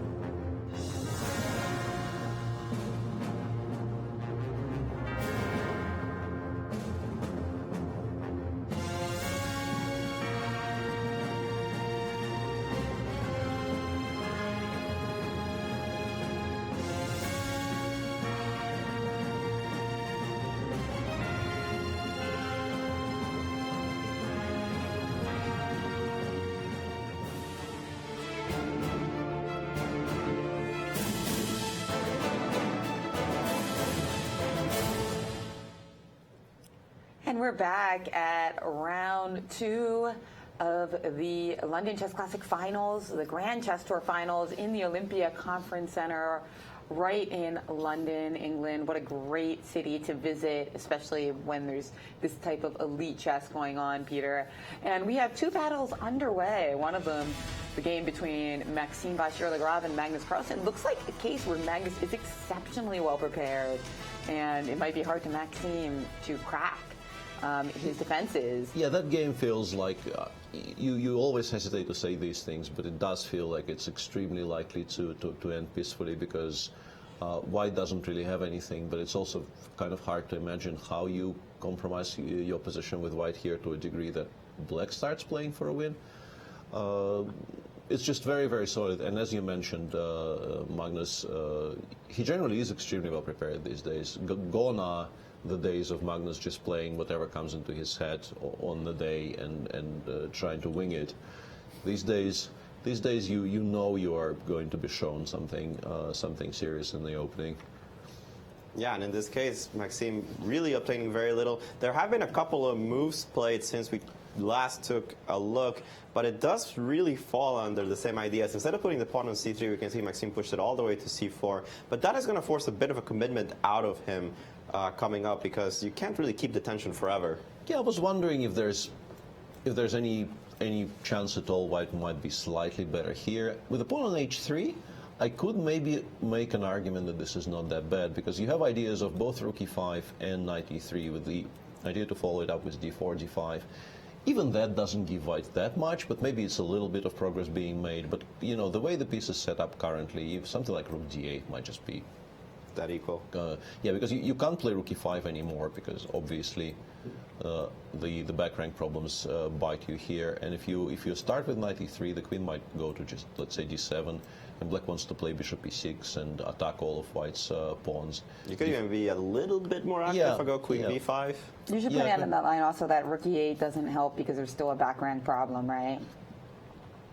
I missed it, and that's a very nice spot, but yeah, it doesn't work here. I just didn't see it coming, to be honest, but it loses to rook takes c8, so you're absolutely right, Jen. And cd5 played by Maxime, so we might be headed somewhat towards those positions. Right. Not a lot of choices here for Magnus. You have to take that pawn. Yeah, queen d5, knight c4. There's also, I mean, immediate bishop e6 also makes some sense, but here I was maybe hoping to play rook e5 followed by d5.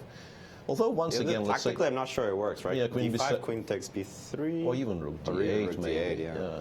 It might all just not work at all for White. And if bishop e6 is a move you can make, I think you just make it, because now rook d8. I mean, you can imagine scenarios where White might have to be somewhat careful, because this bishop on a6 is a very strong piece, kind of eyeing the weakness on b3, which is not that easy to find time to play b3 before, for instance, somewhere.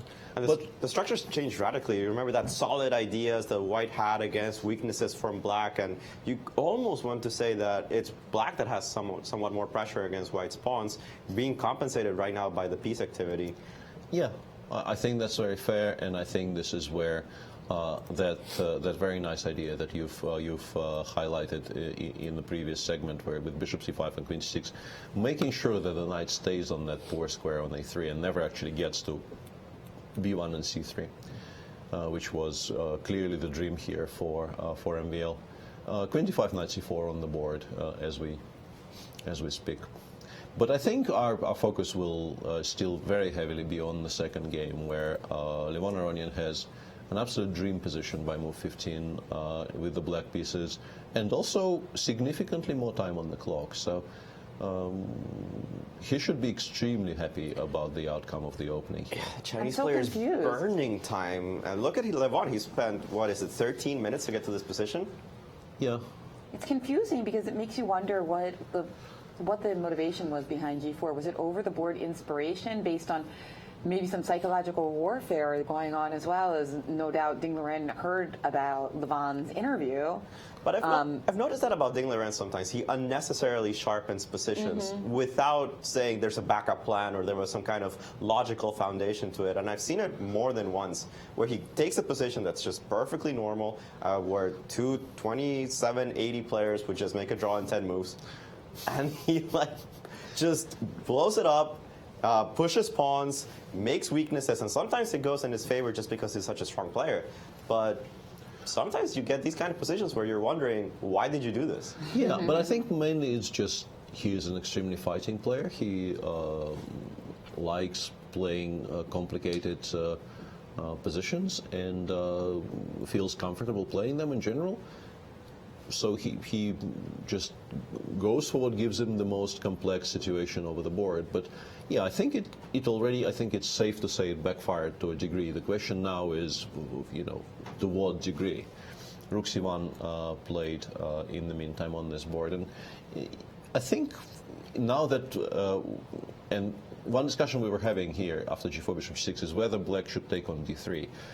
And if it ends up with White taking on G6, I think the answer is just no. No, right. The answer is just no. And now that we haven't taken on D3 and White did take on G6, you can unpin just by playing Queen D7, for instance, because Bishop takes F6 doesn't worry you in the slightest. And Queen D7 with the intention of playing Knight E4 next move seems very, very logical here, because if I don't think you can even maybe afford to allow Knight E4. After that, your position just starts looking extremely ugly. So it feels like maybe White needs to take and then play something like, I don't know, Queen D3, King G2, Knight G3, and just pretend that this is solid enough to not collapse. Right. But Black Queen D7 is such a tempting move because, I mean, depending on the circumstances, even Knight takes G4 can be an idea. Sure. But taking on F6 is so undesirable. But I mean, out of the the two options that White has here, one being the knight landing on E4, and the other one giving up this bishop, I'd honestly, and I like bishops. I generally don't like trading bishops for knights. I'm taking on F6 here in a heartbeat, honestly. I really don't like the idea of this knight being on E4 because I don't quite see how we will ever chase it away. Like the way the white pieces are set up, if let's say we play a move of some description. How are we ever challenging this piece? Then I play. We're never going to be able to play F3 because it'd just be too weakening. Yeah. Well, if you could get F3 in, you would. But how do you remove the knight from F3? Normally in this position, and we looked at this earlier when Ding Liren expanded with G4, we thought aggression, follow it with aggression. The knight came also to E5, maybe even consider the moves F4. Yes, you leave weaknesses, but you have all of these aggressive plans back in the position here.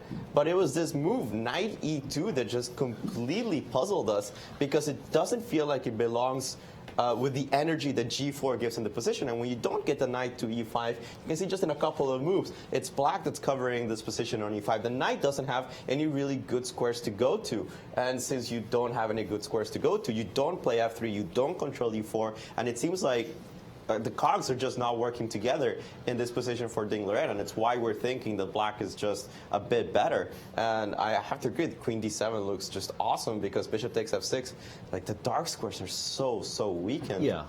Yeah, I think maybe I'm overselling Bishop takes F6 a little bit, but I honestly dislike the position I have on my analysis board quite badly for White as well. Right.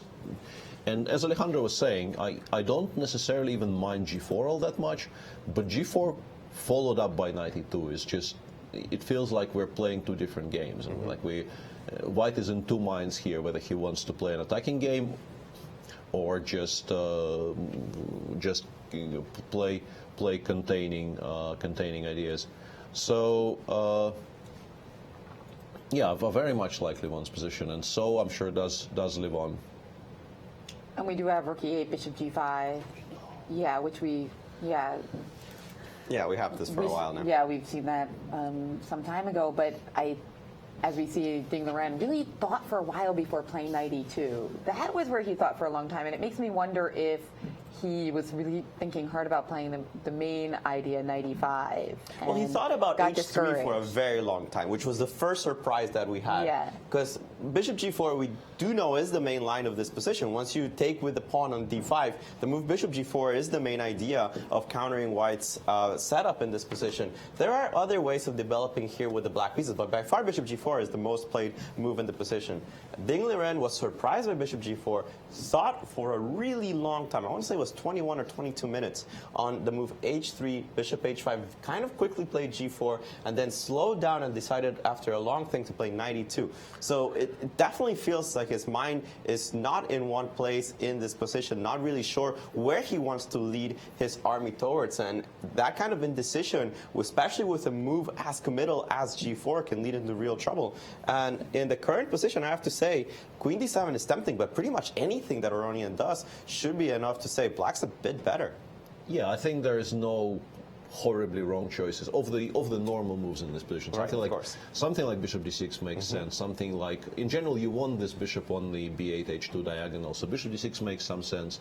Bishop a5 c7, which is something it looks a bit artificial, but you want this this battery on the diagonal. And queen d7, after some thought, because obviously black has a number of options, queen d7 is what Levon opts for. And we have Maurice Ashley from London with some thoughts on this topic.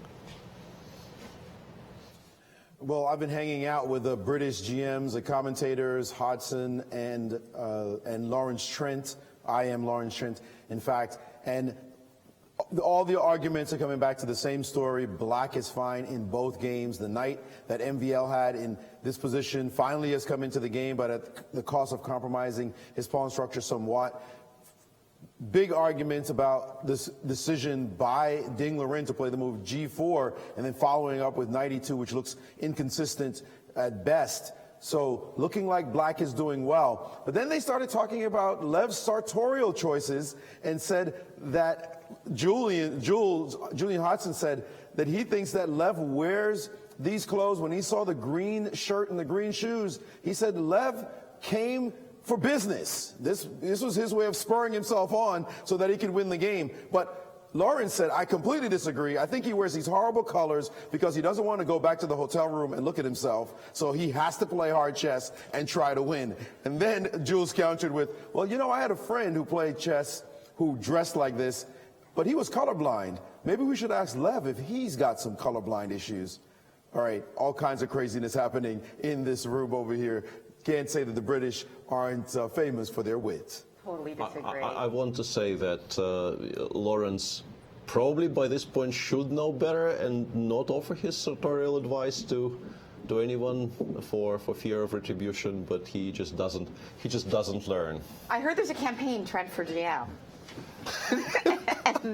And also, I very much endorse, this show engaging in what I've been doing for years, which is, let's call it gently teasing Lawrence Trent. Gently teasing. But I gotta say, I love the burgundy. Burgundy is like such an underrated color, and then the lime green. Hey, he's trying something.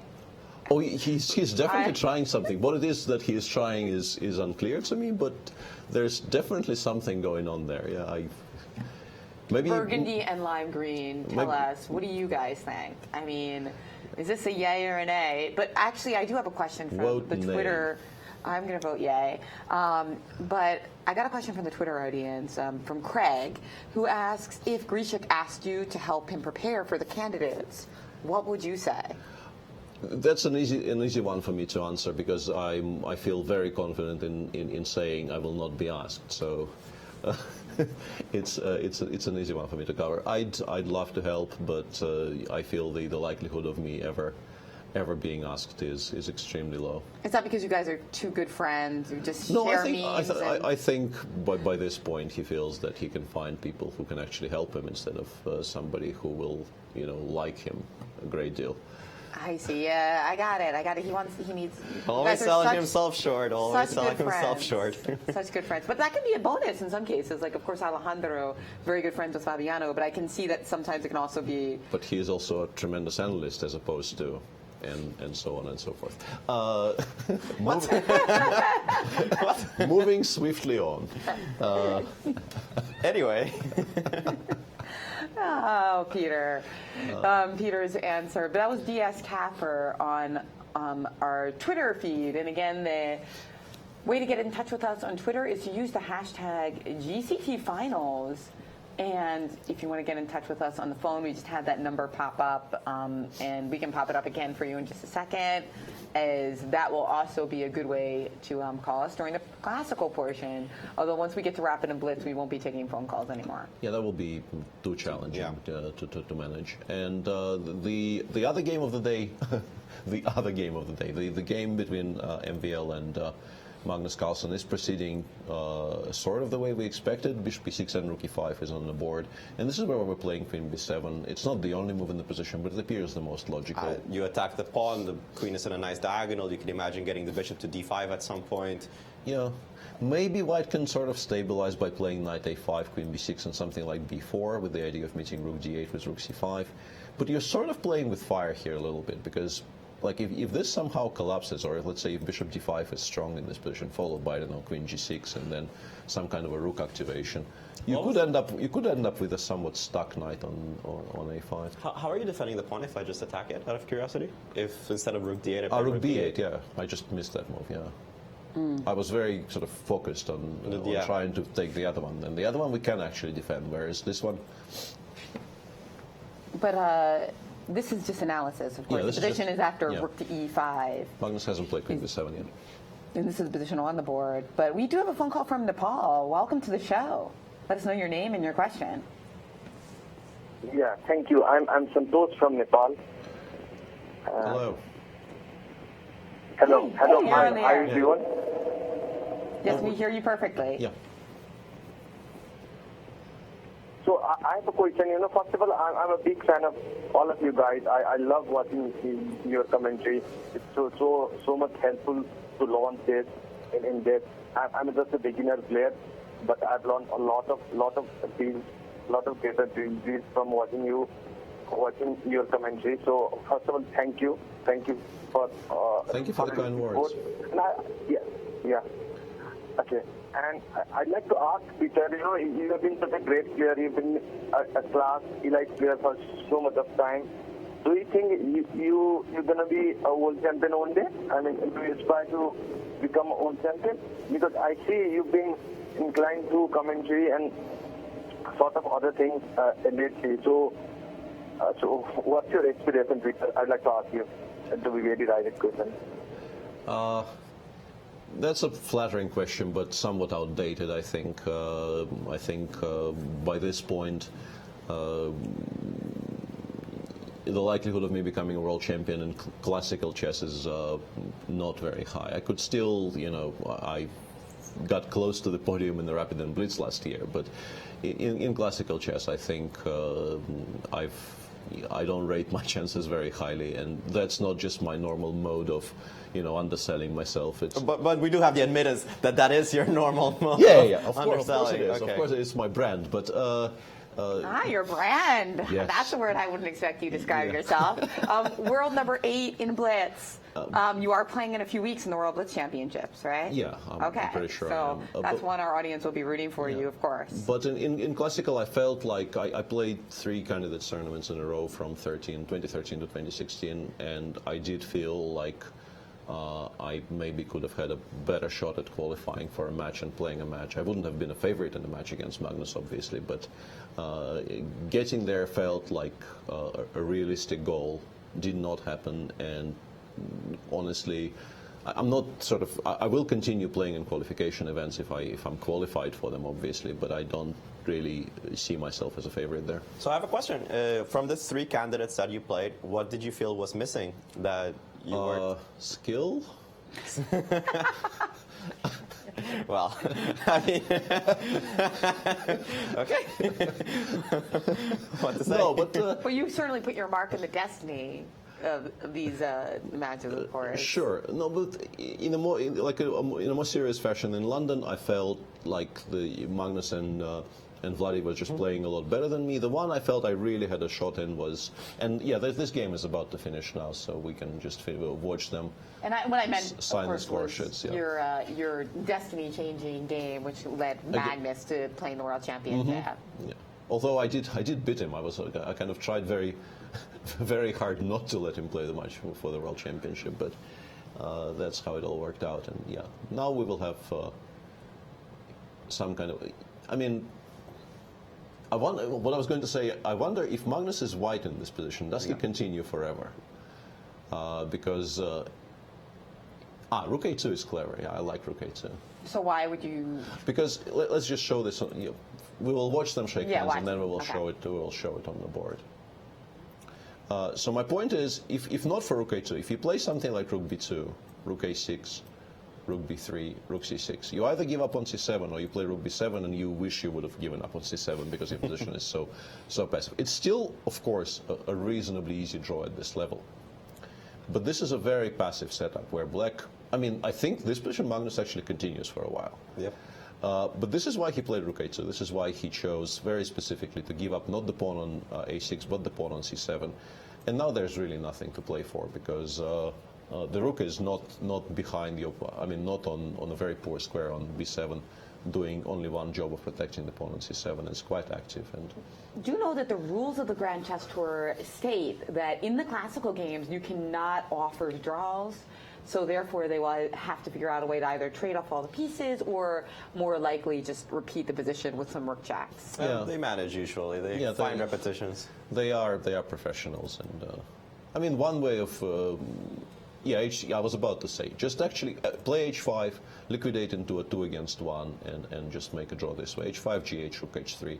Because the black king is somewhat passive here. This is, like, if you allow white to get the pawn to H5, it's still a draw, but, like, you start feeling that there are some scenarios where you might might be forced to calculate some variations. And just playing H5, G8, and, well, King H7 even is what Magnus chose there. King G2, King H6. Famously, this position is drawn even if you lose the G7 pawn, although there, white, of course, is perfectly entitled to continue forever and to continue asking questions. But with the pawn on G7 still alive, it's about as absolutely drawn 2 against 1 as they get. So that's a draw without the G7 pawn and the A6 pawn. And that's what I meant. That's what I meant. Yeah. If you lose once white takes Gh5, if you pick up the pawn on H5, you can lose both of yours and still draw theoretically. Although people do occasionally lose F and H against 0. Yes. Even strong players occasionally get tired. Basically, I think the most famous one involved, I think, Kramnik beating Aronian in Vike one year, but that was a very long time control because Vike, I think, is 7 hours, and they didn't get there by move 30. So at some point you just get very tired and you run very low on time in the final time control, trying to defend. Don't play King H6. Yeah, don't play King H6 here. That would be... Actually, don't touch the king. Touch the king, you're out. Don't pull a Hikaru. Yeah. But here we have, of course, that wouldn't have happened. King H6 would have allowed Rook H8 checkmate, which was what we were joking about. Magnus is quite remarkably, he's going for an active plan of defense. I think he might actually go Rook A1, A4, A3, A2 here and say, please show me how you proceed from there. But yeah, I mean, we're talking about this while we're waiting for them to find a way to just exchange everything off, because they both know it's a draw, and they would have shaken hands by this point, but it's just not allowed by the rules. Yep. And now, of course, they're going to have to decide their match, assuming this is a draw in the next couple of minutes. They'll be deciding this match in Rapid and Blitz tomorrow. It's all going to be decided tomorrow, and that's really exciting for us. Yeah, of course. In terms of tournament, like match intrigue, you don't really want the classical to end in anybody's victory, because that skews the match so heavily in that player's favor. Yeah, and then they might have to overpress in the rapid portion and might just be eliminated in that. But that's also exciting as well. I wouldn't mind if we had one of each. One that was tied and one that was decisive, so we could see the different flavors. So we have sort of conflicting emotions here, and I think in a way, a tremendously exciting, very well played classical draw is what you want. Right. Or one win each? Yeah, or one win each, but after the first day, that's really no longer on the cards. And Magnus actually apparently giving it some serious thought, even though there's no danger whatsoever here. And yeah, he's just like Rook B3. Yeah, that's showing them just what he thinks about this position. Rook B3, Rook B5, and then King H6, and stuff starts disappearing off the board. Yeah, and And now I think that the principal question here is there are, I think, two schools of thought. You can just give your stuff instantly away, or you can try liquidating into some kind of a pawn ending with the H pawn being your extra pawn and then give stalemate. I'm glad there's a school of thought about these things. I'm glad there's a school of thought about these things. I'm obviously, this is somewhat tongue-in-cheek, but there are some people who will actually, make sure they end the game with an extra pawn, and I've been better this game. I'm pressing. Interesting. Kind of a statement. All right, and now we will actually have to find a repetition. A shout out to Mr. Dodgy on Twitter saying, I thought it was clear that Aronian was dressed as an avocado. Hey, I was saving that, Peter. I was saving that. Sorry, yeah. I was saving. And we'll have to take a close-up on Aronian. I think this is excellent, but I'm not surprised because Dodgy generally is excellent. So. As we wait for these guys to shake hands, but indeed. We're referring to Aronian, who's wearing burgundy, or you could say avocado pink color. No, he's doing like the entire avocado, right? Yeah, not just one part of the entire. He's committed. He's very committed to doing the avocado today. A fight to the death, king versus king. I like that they just traded off all the pieces. I think that's the way to do it. And they have a very well-played draw as this match will continue on to Rapid and Blitz. And now we can take a look at Levon's outfit real quick so we can see what at chess problem Mr. Dodgy was talking about. Levon in his avocado suit. Now, I gotta say though, I feel like this is actually a bit of a status symbol for Levon because he's been on the top of the chess world for so many years, and colors like burgundy and lime green, they're not available in all seasons. So it shows that he's been doing You're well. telling us that like we know that they're not available in certain seasons. No.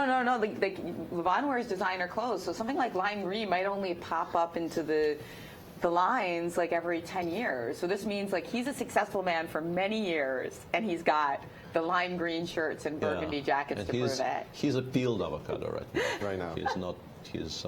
But is it in season? Is it ripe? You mean? Avocado. Yeah, I think. And here is the combination. Although you don't really see the burgundy in this photo. Well, you do see the shoes though, which we don't see in a normal shot. Yeah. Yeah, this is beautiful. These shoes, they go with the shirt. Lev is an icon. I mean, those shoes are definitely not cropping up every season. I'm telling you that right now. And meanwhile, his position is also good. His position is excellent, yeah, and especially after the last move that Ding Liren played, I'm a little curious about it because he was inviting this rook e4 move.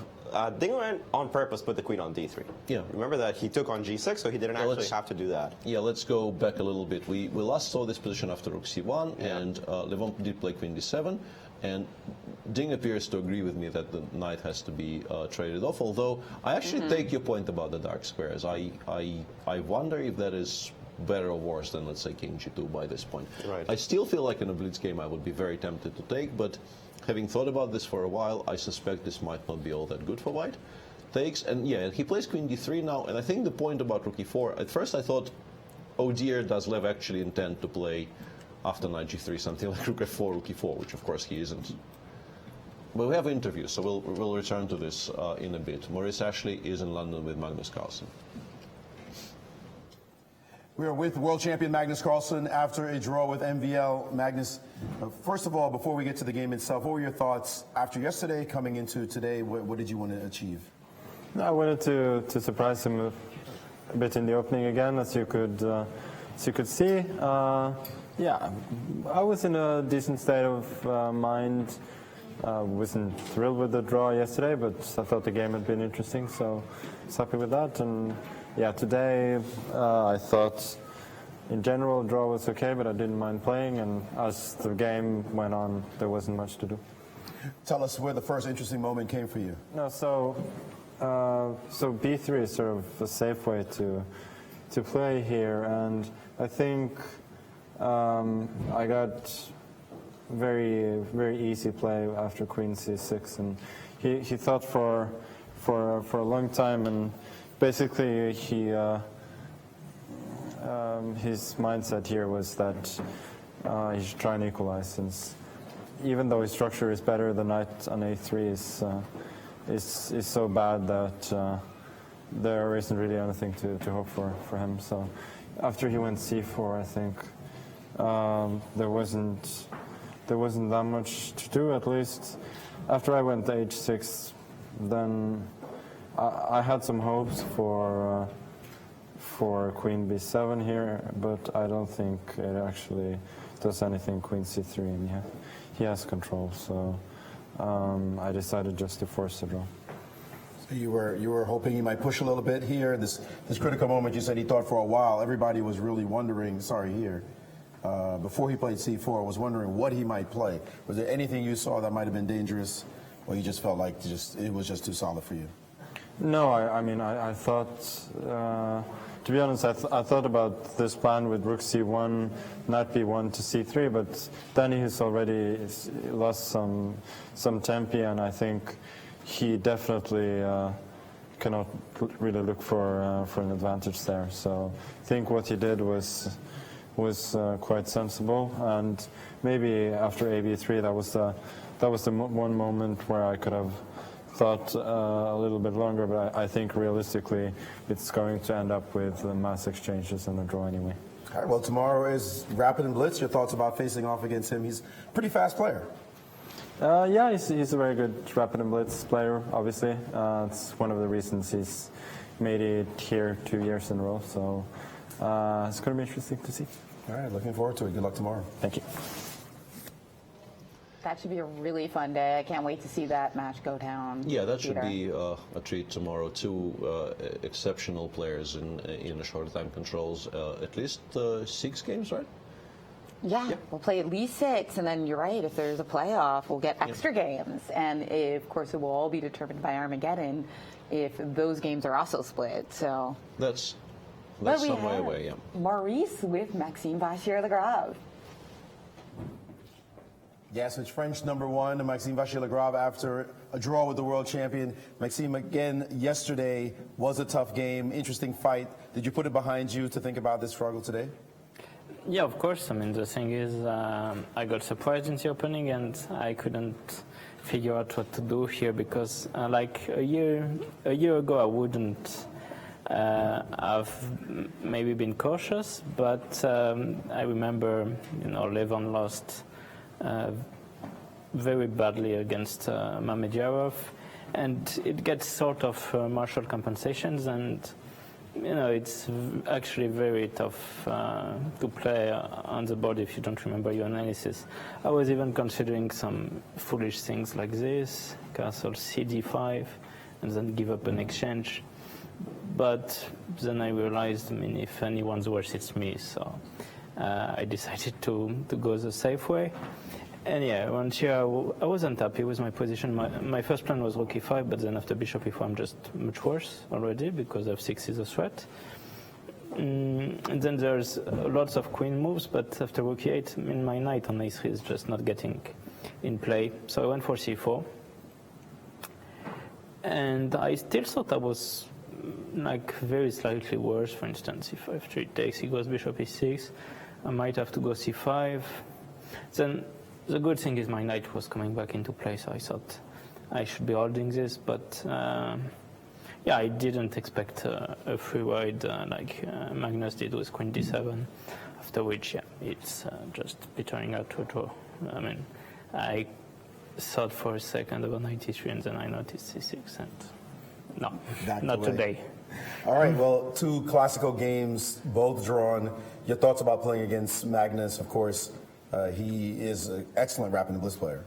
Yeah, no, it's going to be a tough fight tomorrow, but I hope I can play my trumps because, maybe I think it will be vital to maybe not get out prepared like I did today. So I will need to be more ready for his openings. And then I think it can be a fair fight. Final thought about your good friend Levon Aronian playing against Ding Liren. His position does not look attractive for Ding Liren. Your thoughts about the chances for black? Yeah, I've just noticed that knight g3 does little to nothing because of simply rook e8, and you cannot take this rook. In general, I never think this is much worse for white because this pawn structure with f6, g6, f7 is not ideal. But at the same time, this bishop is a good trump. So like if you relocate it on c7, it can already cause some problem. If you relocate black's knight to e6, it's also huge. So yeah, it's not going to be easy life for Ding. All right, thanks for that analysis. We'll let you rest. Good luck tomorrow. Thank you very much. And here we have the current score, 6-6 Maxime Vachier-Lagrave and Magnus Carlsen after 2 well-played draws, with lots more chess between these two blitz wizards tomorrow. Meanwhile, lots of chess left today for Ding Liren and Aronian, because that game is quite interesting. Interesting more so for Aronian. Yeah, I think he's a lot more excited about this. And also look at the clock. 40 minutes ahead on the clock, well, or behind, depending on how you count these things. Knight g3 played by Ding, not because, as MVL mentions, it does anything. It's very important that you can just play rook a8 here. But rook a8 is actually not playable. Because there's queen b3. There's queen b5, I want to say. Queen b5 and d5, or? Yes, I want to say that this is not playable for the black side. I also could have just taken on c6, I think. So you're saying, what about... If you take on 6, I think you're still somewhat worse, although maybe it's an improvement in your fortunes. So let's see what's going on here, because here, it looks like... here I feel like something like rook e4 might just be made. With rook g4 coming. Yeah, and once again I'm being heavily helped by the bar indicating that the position is dead lost for white. I would have... I think I would hope to find rook e4, but... So after pawn takes c6, rook g4, it's just made. h1. Yeah, I guess this just wins. So rook g1, yeah. Rook g1 and queen takes h3, kind of brute force attack, forcing the queen g2 mate. Nice variation. Yeah, so that pawn on f6 ends up doing its good. Yeah, you don't have queen g5 here. Although, like, even if I couldn't take, I think bishop d6 may still have been very strong. I think even without FG, bishop d6 might end up winning in this position. That's even prettier, because it's a little bit of a rare pattern, isn't it? Yeah. And we do have another phone call from Marilyn. Welcome to the show. Yes, hello, Marilyn. Let us know your name and your question. Hi, Jennifer and Peter Svidler. I'm a fan and I enjoy the show greatly. My question is, back in the 1930s, during the times of Jose Raul Capablanca, the world champion, he complained that the chess was being solved, that it was very drawish, and he was complaining about a dead draw. And well, if you fast forward to today, and if you put say a 2500 player to compete against the older champions from those times, they would lose because of what has been discovered nowadays.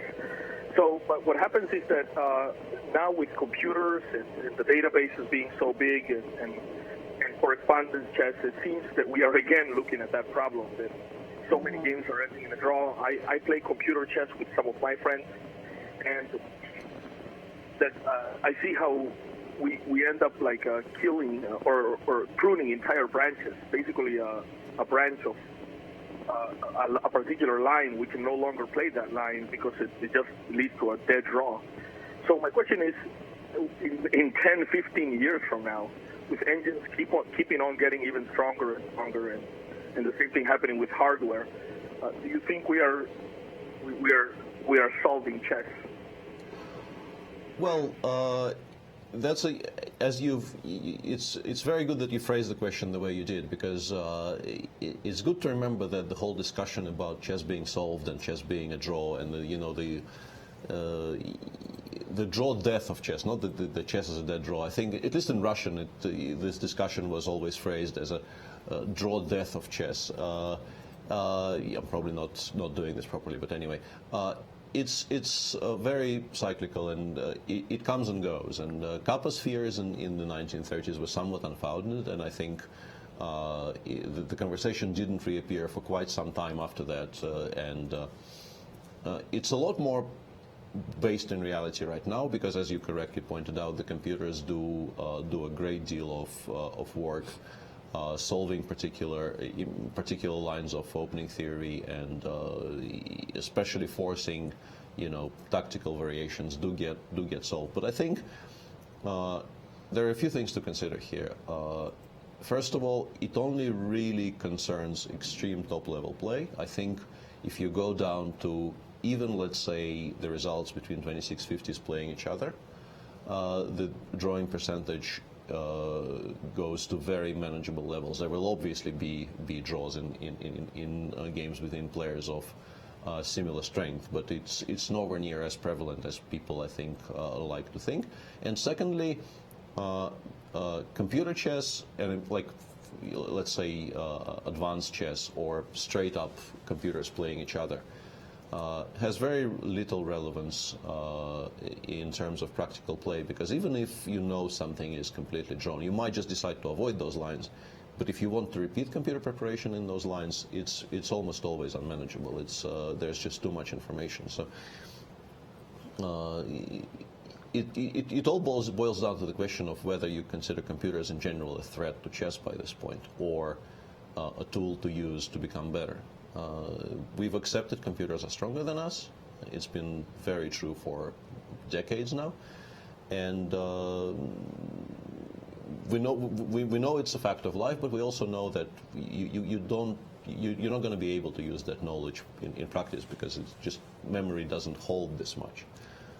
I mean, in my opinion, I've been hearing about the draw problem of chess since before I was a grandmaster. I mean, I grew up already with the idea that chess was going to be solved in the next 5 years, and that has been something I've been hearing forever. And more than 5 years have passed, and nothing has really changed, in the sense that chess is still very interesting. We still get amazing games. Computers help us, but they are very, very, very far from solving the game, especially with heavy theoretical battles. You still see exciting new ideas. Just look at the game yesterday. Yes, it ended in a draw, but it's not a problem draw.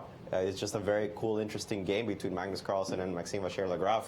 I kind of dismiss this draw death ideas because they've been around for so long, and there have been some doomsday kind of scenarios in which that's it, the computers have solved it, why do we play chess anymore? And I just don't see it in the practical games. We still have incredibly interesting chess. We still see brilliant victories. So I think that definitely the game has evolved completely since Capablanca's time, but it doesn't have any risk of dying down due to draws anytime soon. Not just yet, but also I want to add that I think the threat is overstated. Mm-hmm. But also, there's been a concerted effort, in particular in the past couple of years, to make Fischerandom a larger part of the chess calendar, and to promote it in a much more serious fashion than it has been done for a number of years. Ever since, let's say, the Mainz tournaments disappeared, Fischerandom was very much on the fringes, only really played online if you wanted to play the game, and now there's a structure in place which makes the strongest players in the world participate. So, yep, and shout out to Wesley So, who is the Fischer Random World Champion. But Peter, also right here on the Grand Chess Tour, we're doing something to contest draw death, which I think sometimes is understated. You know, the rapid and blitz tournaments of the world are becoming more and more prestigious. Mm-hmm. And I think that's a reaction from both the audience and the players, that these players, they play so well at the rapid time controls. This is just as prestigious as being great at classical chess in many ways. Yeah, and I think that in general, the things that are being done to the tournament schedule, Grand Chess Tour is very much a front runner in that respect, because this is a very prestigious series of tournaments which highlights all time controls and allows for a greater expression of different chess skills. So, my answer would be twofold. First of all, I don't think we are necessarily at the brink of extinction as a game. But also, things that are currently being done to make chess livelier are quite efficient. I quite like what is being attempted, and those two things combined, I think, make me feel, quite optimistic about the game's at least short-term future, definitely, and maybe even long-term future. Well, speaking of the games, let's go back to chess, see what's happened in the game between Levon Aronian and Ding Liren. Levon with the black pieces. We really like his position. Let's take a look at the last few moves. After the move knight g3, we were kind of expecting the move rook a8, but the reason that you can take on e4 in this position and take on e4 is not because of queen b5. We did see this kind of runs into ideas of pawn takes f3, d5, rook e4, and this checkmating ideas. The game is not quite over here. You still have the move rook c4, and the position is a bit of a mess. But even more accurate, according to the engines, is to put the queen on c4, a very similar idea, but you're immediately covering the 4th rank. And in this case, if you take on f3, d5, you could be talking about great compensation for the black pieces, but you are sacrificing material. You will have to drop one of your minor pieces. You could immediately try to regain the material like this, but it's going to lead into probably a slight white advantage because this pawn on f3 is going to fall. So instead of that, Levon had a couple of ways of playing this position. The move queen e7 actually retains the tension, because in this case, after knight takes e4, pawn takes e4, it doesn't really matter where the queen goes and you attack my knight. The queen is already defending this bishop, so you don't have any tactical resources here in this position for white. You basically just resign after I take on f3. The two pieces combined way too much for the lonesome rook. Instead of that, Levon played the move rook e7, and I was wondering, if you're going to play rook e7, why wouldn't you just play rook e7 here? I don't really think the knight was going anywhere else. I think it probably does land on g3 90% of the time anyway. So I'm not quite sure why he played rook e4, tempted the knight to go to g3, and then moved the rook back to e7. Yeah, I have a suspicion maybe that he was planning to go rook a8, and then he realized it doesn't exactly work tactically, and queen e7 just didn't appeal to him for some reason. That would be my...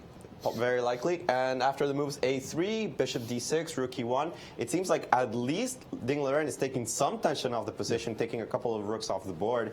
Now, Levon doesn't play rook e8 and trade even more pieces. Instead, he plays the move king g7. The rook is very obviously going to the square h8, where it will be attacking a pawn. Yeah, and there's also something that MVL mentioned, which is very, very relevant here. The knight on c6 looks like a nice piece.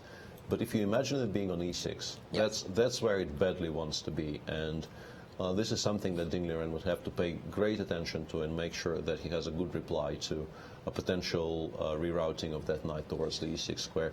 You do have the idea of just placing knight on e2 and saying, you know, we have parity. Your knight is active, mine is passive, but I'm still controlling all of the entrance squares. And I don't think he's going to have much of a choice, because this is almost an unstoppable idea. Yeah, it's very, very difficult to find proactive ideas to play against that. You can play king g2 and maybe hope to play queen b3 and start sort of just tactically distracting black from getting there. But it feels like, you know, in particular with the king on g2, I can just go for it, because this is now even a check.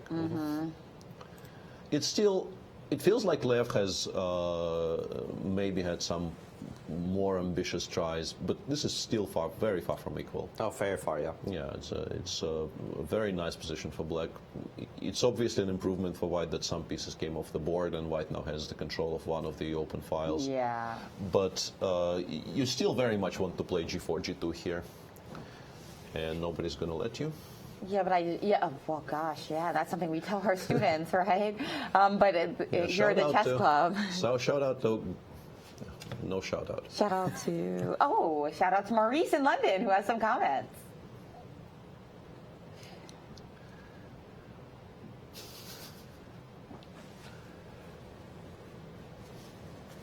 I think we have some technical difficulties. Oh, sorry, we're gonna go back to Maurice. No, I wanted to say shout out to Grandmaster Sam Shankland with the book about pawns not going backwards. Giant steps to, well, you know, small steps to giant improvement. 1 and 2. Yeah, one of those. Yeah. Do we get any royalties out of this, or are we just doing this for free?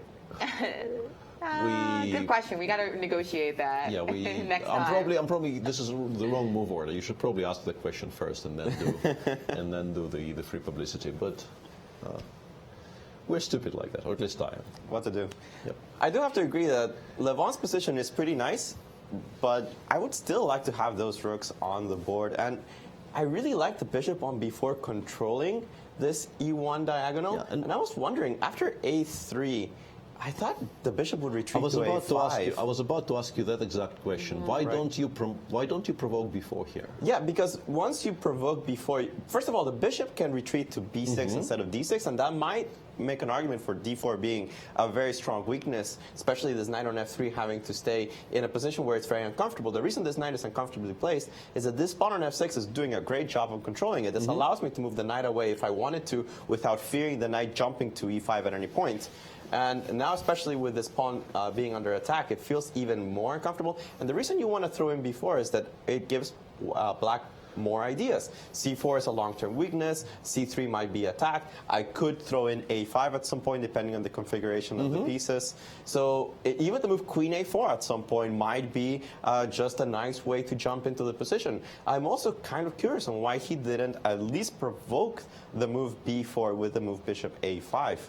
Yeah, I was very curious about that. And bishop d6 was played, I think, quite quickly. Almost a tempo. Yeah, when I thought this was a very legitimate position to dwell on quite seriously, in particular with how much time on the clock Lev has to. So he definitely could afford to spend like 10 minutes figuring out if he wants. Because I think bishop a5 more or less forces before. You need to start fighting for the e-file. Right. If you just lose the fight for the e-file after rook e8, like if you play king g2, rook e8 before bishop b6, you might never play rook fe1 in this position because you just drop the default pawn. Yeah. Like the second chance might never come to fight for the And files. a move like b5 has so many weaknesses attached to it. In And that please force me to move my knight to e6. Yeah, or knight, that's the thing, you have a pleasant c4, choice yeah. here to go Yeah. to either e6, looking at the f4 square, or a5, looking at the c4 square. Yeah, it just feels like I would hesitate to call bishop d6 a mistake. It might end up being the correct choice here, but I was surprised bishop a5 was not given a longer thought. Do you think he's a bit upset about having to move the rook back? Because that does happen once in a while. You miss something, you try to make up by playing a bit quickly, getting that confidence back. Because the move rook e4, rook e7 was also a bit illogical, in my opinion.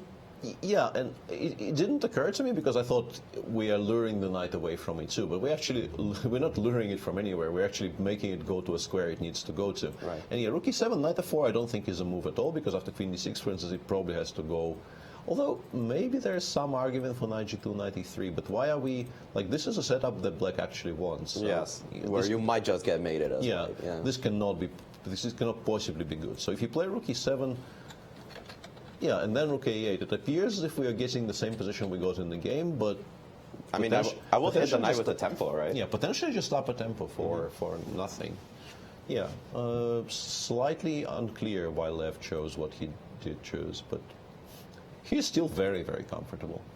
Yeah, but you know that's the nature of it. Just because he got a dice position and an advantage against Ding Liren doesn't mean he's going to win the game, right? He still has to play accurate moves, and so far it feels like his advantage has reduced, but he still has that big edge on the clock as well. Yeah, a very large edge on the clock, and still, like there can be no doubt that black is in the driver's seat here. But it doesn't look as scary for white as it used to. Yeah, somewhere around move 16, 17, I honestly thought.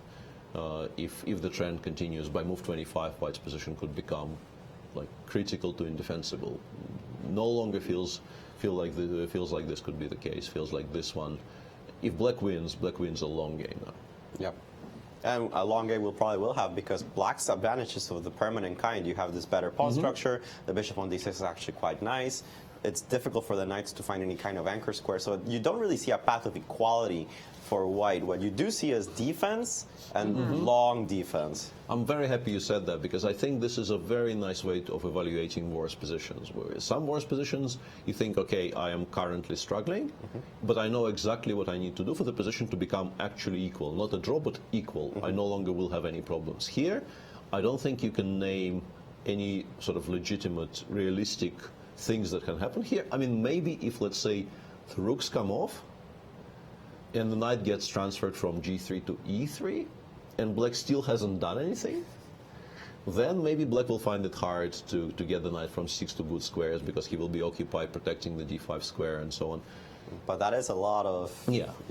And against a player of Lev's caliber, you just know this is not going to happen. Nobody will give you those free tempi. And you will quite often draw this position, but you're extremely unlikely to equalize it until the very last moves of the game when forces are exhausted. Yep. And King G2 played, we mentioned this move, and normally you just play it at tempo because your H3 pawn is kind of hanging in variations and you want to kind of tidy up your structure and everything.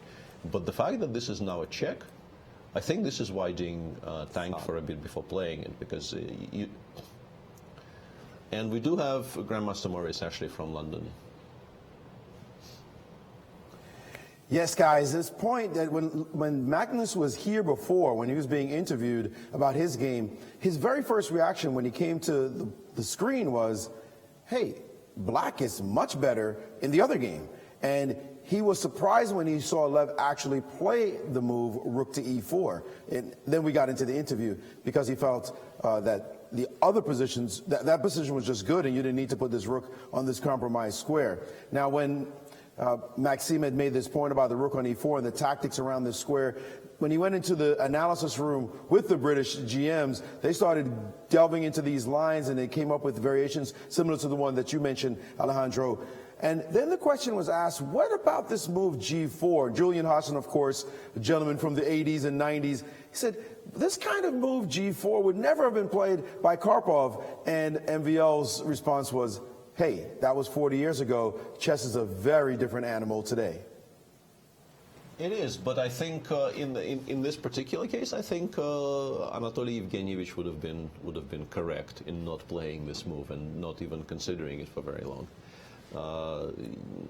You do see a lot more liberties being taken with the kingside structures these days. You know, h2, h4 has been a move in pretty much every single position where it's like a legal move you can make. Yeah. And here's where we stand, guys. We've got one draw between Magnus Carlsen and Maxime Vachier-Lagrave with a pending game between Ding Liren against Levon Aronian, where Levon has the advantage. It started off as a Nimzo Indian, Peter, and surprisingly, Black got a pretty, obvious advantage pretty early on when Ding Liren played 11 g4. I do have a question that is, peripherally related because it deals with the D4 opening from John Hartman, the digital editor at US Chess. He asks about your, what he calls, outstanding Grunfeld course from Chess 24. And he asks, are there any recommendations that you change if you redid the course today? Don't say you do it on the Nimzo. No. I am very far from a specialist on the Nimzo, and we have an in-house specialist on the Nimzo in the Chess 24 offices. So I'm not touching things that I can delegate. That's harsh. But I mean, Jan knows the Nimzo, and I don't. Is what I'm trying to say. But yeah, there probably would be some things that I tweak. The thing I'm very proud of in terms of that Grunfeld series of videos is that. At least when they were recorded, I definitely I stand by every single. Like I came pretty close to showing 100% of my own repertoire. There were some spots where my recommendations slightly differed from what I would do myself, in particular after the videos were released, because I didn't want people to be able to, pinpoint exactly what they have to prepare against me in practical play. But in 2013, I would be very happy to stand behind every single recommendation. There have been some mistakes found. I think in some cases I mentioned them in comments, and obviously life has moved on, and there's definitely things I did not mention in the videos which have been shown since to be very legitimate questions that need to be answered. So the series would need to be expanded quite significantly. Like I can name off the top of my head some positions in the Bishop e3 Grunfeld which I just failed to consider when I was recording. Bishop e3 and Queen d2 in the main line? Okay. There's a lot of things going on there which would need to be addressed quite in serious detail. But is there any fork in the road, like the treatment to the main line or the treatment versus Bishop f4, where you would just give a totally different fork? Probably not off the top of my head. Against Bishop e3, what I gave, I think, is an extremely sharp line, which I still think holds. But there's probably safer ways to play that I've discovered since, or at least fine-tuned since. Bishop e3, I remember there were two lines which gave me the most trouble when I was recording those videos, and one was Bishop e3, and the other one was third f3. And those two, I think, occupied the most of my analyzing time when I was preparing the videos. And there's been some changes made in my files since, but the general concept, I think, would remain the same. All right. Well, thank you so much, Peter, for that answer. And to everybody who's chiming in using the hashtag GCTFinals, we are going to take a quick break as we will stay tuned to this very tense battle between Ding Liren and Aronian.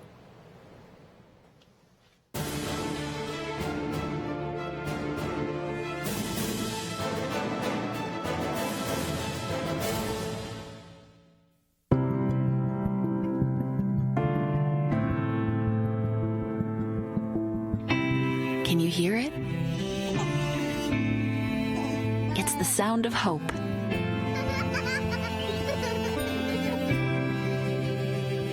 And health. And strength. It's the sound of compassion. Of open doors. Where people and machines are in tune and miracles occur. It's the sound of personalized healthcare and active communities. It sounds like life, and it's what you hear when you really listen. Listening to you, caring for you, we are Ascension. We're the Maros. Welcome to our show. Go, go, go.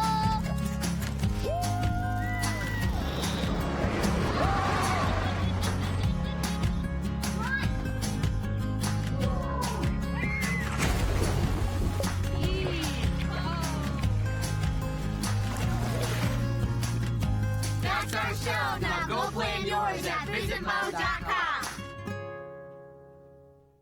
Founded in 1839, the University of Missouri is steeped in tradition. With more than 30,000 students, Missouri is known for its high academic standards, music program, and athletic tradition. This fall, another competitive team will be added to the campus and its long-standing tradition of excellence. I'm Cristian Kirilla, the head coach of Mizzou's chess team, and we will compete against the nation's top collegiate programs and represent the Tigers all around the country. Mizzou Chess, coming fall 2019.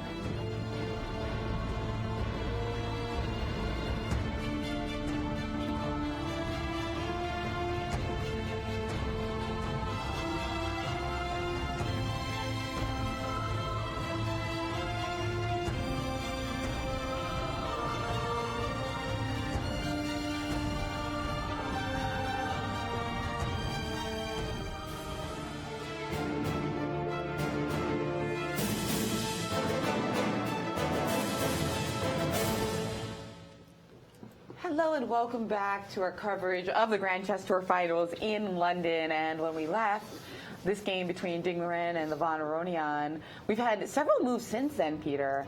But check out where we stand in the tournament itself. We are in the second round of classical chess. Maxime and Magnus have already finished their game, so that score is 6-6. Today's game, well-prepared Magnus was ready to meet Maxime's E4. Yesterday's game, though, was a real thriller, so I encourage you, if you missed it somehow, to review that wild Sicilian. But now what we have is a steady advantage for Levon. But what's happened in the last 4 moves since King G2? Let's briefly look at how we got from there to here. After King G2, Levon, as expected, played knight G8, and Ding met the arrival of knight on E6 with knight E2, knight D6, and now not even knight D2, a move which was not immediately forced by events, but I think he maybe is dreaming of one day getting it to the E3 square. And also, maybe even in a larger part, it just was doing so little on F3 that any other square basically is better than the F3 square. So knight D2 played. Yeah, the computers were even considering putting the other knight on E2. It was so bad on F3. That's kind of cute. Yeah, after knight G8, something like knight G1, knight E2, I guess. Right. Yeah. Although then the knight on G3 feels, it's just such an unattractive combination of mighty steeds that White has here. Knight D2, rook H8, rook H1, and Lev on your screen here, deep in thought, because this is a very typical situation where it seems like you've put every piece on its optimal square. You've sort of extended without doing something committal. You've extended to the maximum, and now there is still no immediate breakthrough, and you need to find a way to continue improving your position. And this is what Lev is, I think, mostly concentrated on right now. So what are we looking at? Because we do find a lot of our pieces are great. Knight on E6, rook on H8, it's already putting pressure. I mean, you could make some argument that the bishop's better posted on C7, perhaps because it allows queen D6 or because of bishop B6. You could even move it all the way back to B8. But let's say we make a couple of slightly more improving moves, and then what? Where would you say Black is going to try to strike? Yeah, you want to open something on the king side, and because I think achieving much on the queen side will be extremely difficult. There's maybe some value to playing A5 with the intention of playing A4, sort of in preparation for future endgames. It's not going to do anything right now, but if the queens ever come off, it could also become a weakness, but it does fix the white pawns on the A3 and B2 squares, which is something to at least consider when you are the owner of the only bishop on the board. I mean, it's a dark squared bishop, but it's you spend 2 tempi to achieve some very, very minuscule advantages in the future endgame. It doesn't feel very realistic to do this. What I would like to try is to find some tactical justification to push F6, F5 somewhere, to start opening things up on the king side, but I currently can see no way of doing it efficiently. Because F5, GF5, I mean, we can take GF, it doesn't lose a pawn, because obviously White does not want to take on F5 and lose the queen here with knight F4 check. But what you've done by GF is that you've re-ruined your structure on the king side, and you still haven't created a single threat. So this doesn't really look like it's something that's particularly advisable. And I was looking at ways to maybe play F5 and after GF move the knight somewhere and, hope to at some point recapture with a piece. But once again, the knight doesn't really have good squares to jump to. So what would you do after GF? Just play... I don't think we're playing F5 immediately. I was also looking at something like knight G5, hoping to maybe provoke F4, and now after knight E6, I think there will be an improvement for Black, because I think... Well, you do have to calculate F5 if it works. Yeah, I think we go back. Knight G5, H4 then, yeah? Yep. I was going to say I just go back to G5 here, and I'm quite happy, but after H4 it needs to continue running. So yeah, knight G5, and also it has the drawback of not really creating a threat. We've played this move, we don't really want anything anyway. H3 is not hanging. H3 does not work. Yeah, Knight H3 doesn't work? Maybe knight H3 is a threat, yeah. I'm not sure if it's a threat or not, because I don't see the check right at the end. We can let's go down that variation. Yeah, let's take a look. Just play some B4. A4, yeah, it's a horrible move. Don't make a move like this, but just to pass. just to pass. I guess the only move here is rook g3. Yeah. We take he has to take with the knight, I guess. And we have ideas of f5, f4 as one idea. So it's the two knights versus the rook, but with this weakened king, and you also have a pawn to boot. I don't know if queen f3 was forced though. Like I played queen f3, but it does give up a third one on d4, which I think. And at that point, you are just way too many pawns down. Yeah, I think that's quite bad for white. But f4 is a strong threat. I don't know. Like I didn't like playing f3 at all. Like f3 queen g5 might just be horrible. I think queen h3 picks up. Okay, yeah, queen h3 just picks up a piece, and he goes. Lev ends up with a move we did not really mention, but. Ooh. It's also sort of quite thematic. Rook h4, okay. So although I do wonder what the point is after knight f3. Yeah. What? Because he does have to go back, right? Yeah. Yeah, is this, well, Well, just once he's repeating.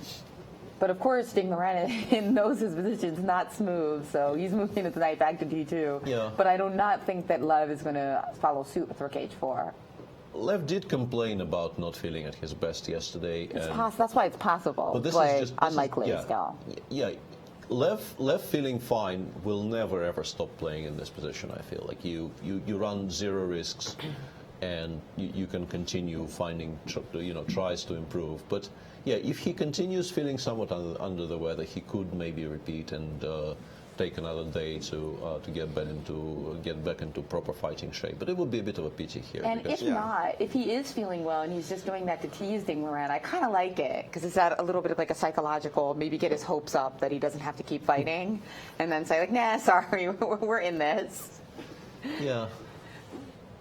But, oh, there it is. Rook h4 seen another time. And I think that's going to be... Yeah, because the thing is, after rook h8, Ding can claim. He can claim, and there is no move but rook h8, because otherwise you are actually worsening your position. Yeah, pretty much. And there we have it. The game has been drawn, as we will find out Aronian's explanation for that, although it looks like he's analyzing with Ding Liren there and potentially saw some kind of plan that he didn't like. Ding Liren, on the other hand, I think it's more that he is complaining that he's had more in this game. It's very clear that somewhere around move 17 his advantage was larger, and he is quite upset at having maybe slightly missed the boat with some of his early decisions. I do really think rook e4 is one of the things he's going to be regretting, because I think he played rook e4 exactly with the same idea Maxime had originally of putting the rook on e8, and then noticed, wait a second, this is not actually playable. And perhaps at that point he thought, okay, maybe I'm better, but let's just take a rest, go tomorrow into the rapid and blitz. And yeah, I agree with whoever said that it was perhaps a little rattling also that he played rook e4 and he had to retreat it. Yeah. That could have thrown him off his game a little bit psychologically. But that's, once again, it's also a bit of a symptom of him not being at his best, because he is experienced enough to normally be able to refocus and not let that misstep throw him off that much. But it felt like he was very much in control up to that point, and after he played rook e4 and after knight g3 had to go back, it felt like he no longer believed that he is that much better and will win the game.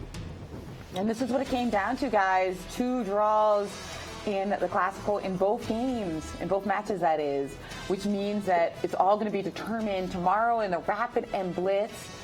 4 points for each rapid game, 2 points for each blitz game. We're going to start off with 2 rapid games, and we're going to go in for the 4 blitz games. And finally, there will be playoffs if needed. I think there's a very high chance that we'll have at least 1 playoff, because these guys are so evenly matched, and the way the point scoring system works, it's certainly possible. It's definitely on the table. 6 games is quite a lot of chess to be played, and with the rapid games being weighted more than the blitz games, if somebody wins the rapid portion, he is obviously once again a large favorite for the whole thing. But yeah, we could definitely have playoffs in at least one of the matches. But we are guaranteed 12 games of chess tomorrow, which is something to look forward to.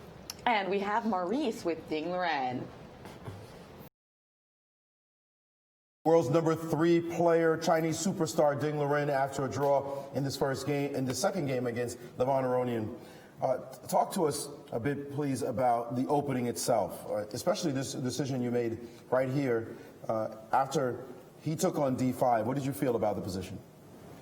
Here I thought I was slightly better, but after bishop g4, I don't know how to continue, and I think my play was very unnatural and very bad. It turned out to be very bad. What exactly, what was it at this moment? It looked like g4 was a very controversial move. Yeah, but I don't know how to continue. I was very bad shape. Yeah, if I play bishop g5, take, knight d7, it's normal position. You say it's a normal position. Is it? Did you feel this was bad for you, or just a regular setup? I don't know how I can deal with this pin.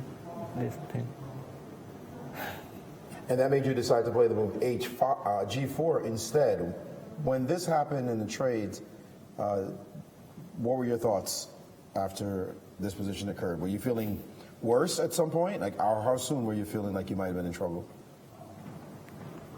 After he played rook e8, I missed the idea bishop e4. Here, if I continue with knight f4, he can play bishop e4. I missed this plan. Knight h5, then bishop e7. And the bishop very good place on e4. And since I cannot take, but if I don't take, then f3 knight is in trouble. So here I realized I was worse. Okay, and after this, I think the critical point came about here, queen to d3, the move rook e4. Maybe he wants to play rook e8, but he missed queen c4 here. If he take, then d5. But maybe he can still play bishop d6. I was not sure about this line. With the threat of attacking, it looks like a strong position for black here. Were you surprised when he brought his rook back to e7 here? Yes. I was very worried about this rook e8. After the exchange of a pair of rooks, my position is also worse, but not that bad. Take us to the end then as well, right here, when he played rook h1. What was your evaluation of this position when you played rook h1? Of course, he's better. He has many ways to continue. I don't know why he didn't play. He said he feels not good. He didn't feel good. So you felt definitely he should be playing some more moves here? Yeah. So it's a very bad played game. All right, well, a bit of, I guess, according to you, a bit of a lucky result. Your thoughts about going into the Rapid and Blitz tomorrow, your chances? It seems he's not in his best physical shape, but I'm not in my best playing shape. So what does that mean for tomorrow? Yeah. I don't know. I had to recover. Yeah. All right, well, we'll give you a chance to do that, and good luck. Okay, thank you. Guys. Wow, Ding Liren trying to compete with you, Peter, for the Modesty Awards, the humility. No, but it's a really fabulous combination of, extremely soft-spoken in the way he speaks, but also those were some harsh opinions, including about his own play, and it's such a nice combination, very, very soft voice, seemingly downcast. But he doesn't really mince words anymore. I love it. I love it, and I think we're going to see more and more great interviews from Ding Liren. I really enjoyed that. Yeah, and a lot of the times he used the word a normal position, and I think he was very biased at this point because he felt he was better. And a lot of times when I analyze with Chinese players, they use this phrase "normal position." What they mean to say sometimes is what we consider equal position. And what he didn't want is an equal position after bishop g4, h3, bishop h5, and this idea that bishop g5 you can take on c3. He basically felt he was better and should be playing for more, and it almost backfired immediately when he played g4, bishop g6, and just started looking at a couple of lines. And the psychological idea that you are better because he takes d5 is not the main line, and that you have to figure it out over the board, I think cost him to be overzealous in this position. And tomorrow, we've been mentioning, we've got these rapid and blitz games, 4 points for each rapid game, 2 points for each blitz game. The magic number that you need to get is 8.5 points. That will get you into that final match for $150K and the Grand Chess Tour champion. 9 points, because I don't think you can score 8.5. True. Yeah, or more than 8 points. Good catch, Alejandro. You need, because you get 1 point for each draw on the blitz. Maths. And that will be, that means that if you lose a rapid game, you have to get 3-1 in the blitz just to, 3-1 meaning 6-2. Yeah, just to equalize. Just to equalize. So that's really tough. I mean, arguably that's even harder than the order we've been talking about for classical. To reverse a loss in the rapid is going to be very tough. You always feel like there's a chance to go on a bit of a roll in blitz, and there's definitely blitz allows for more liberties. Like if you're in a must-win situation in blitz with black, it feels like you can really play some incredibly dubious stuff and just keep pieces on the board, and eventually you both will go down to 1 minute, and then things will start happening.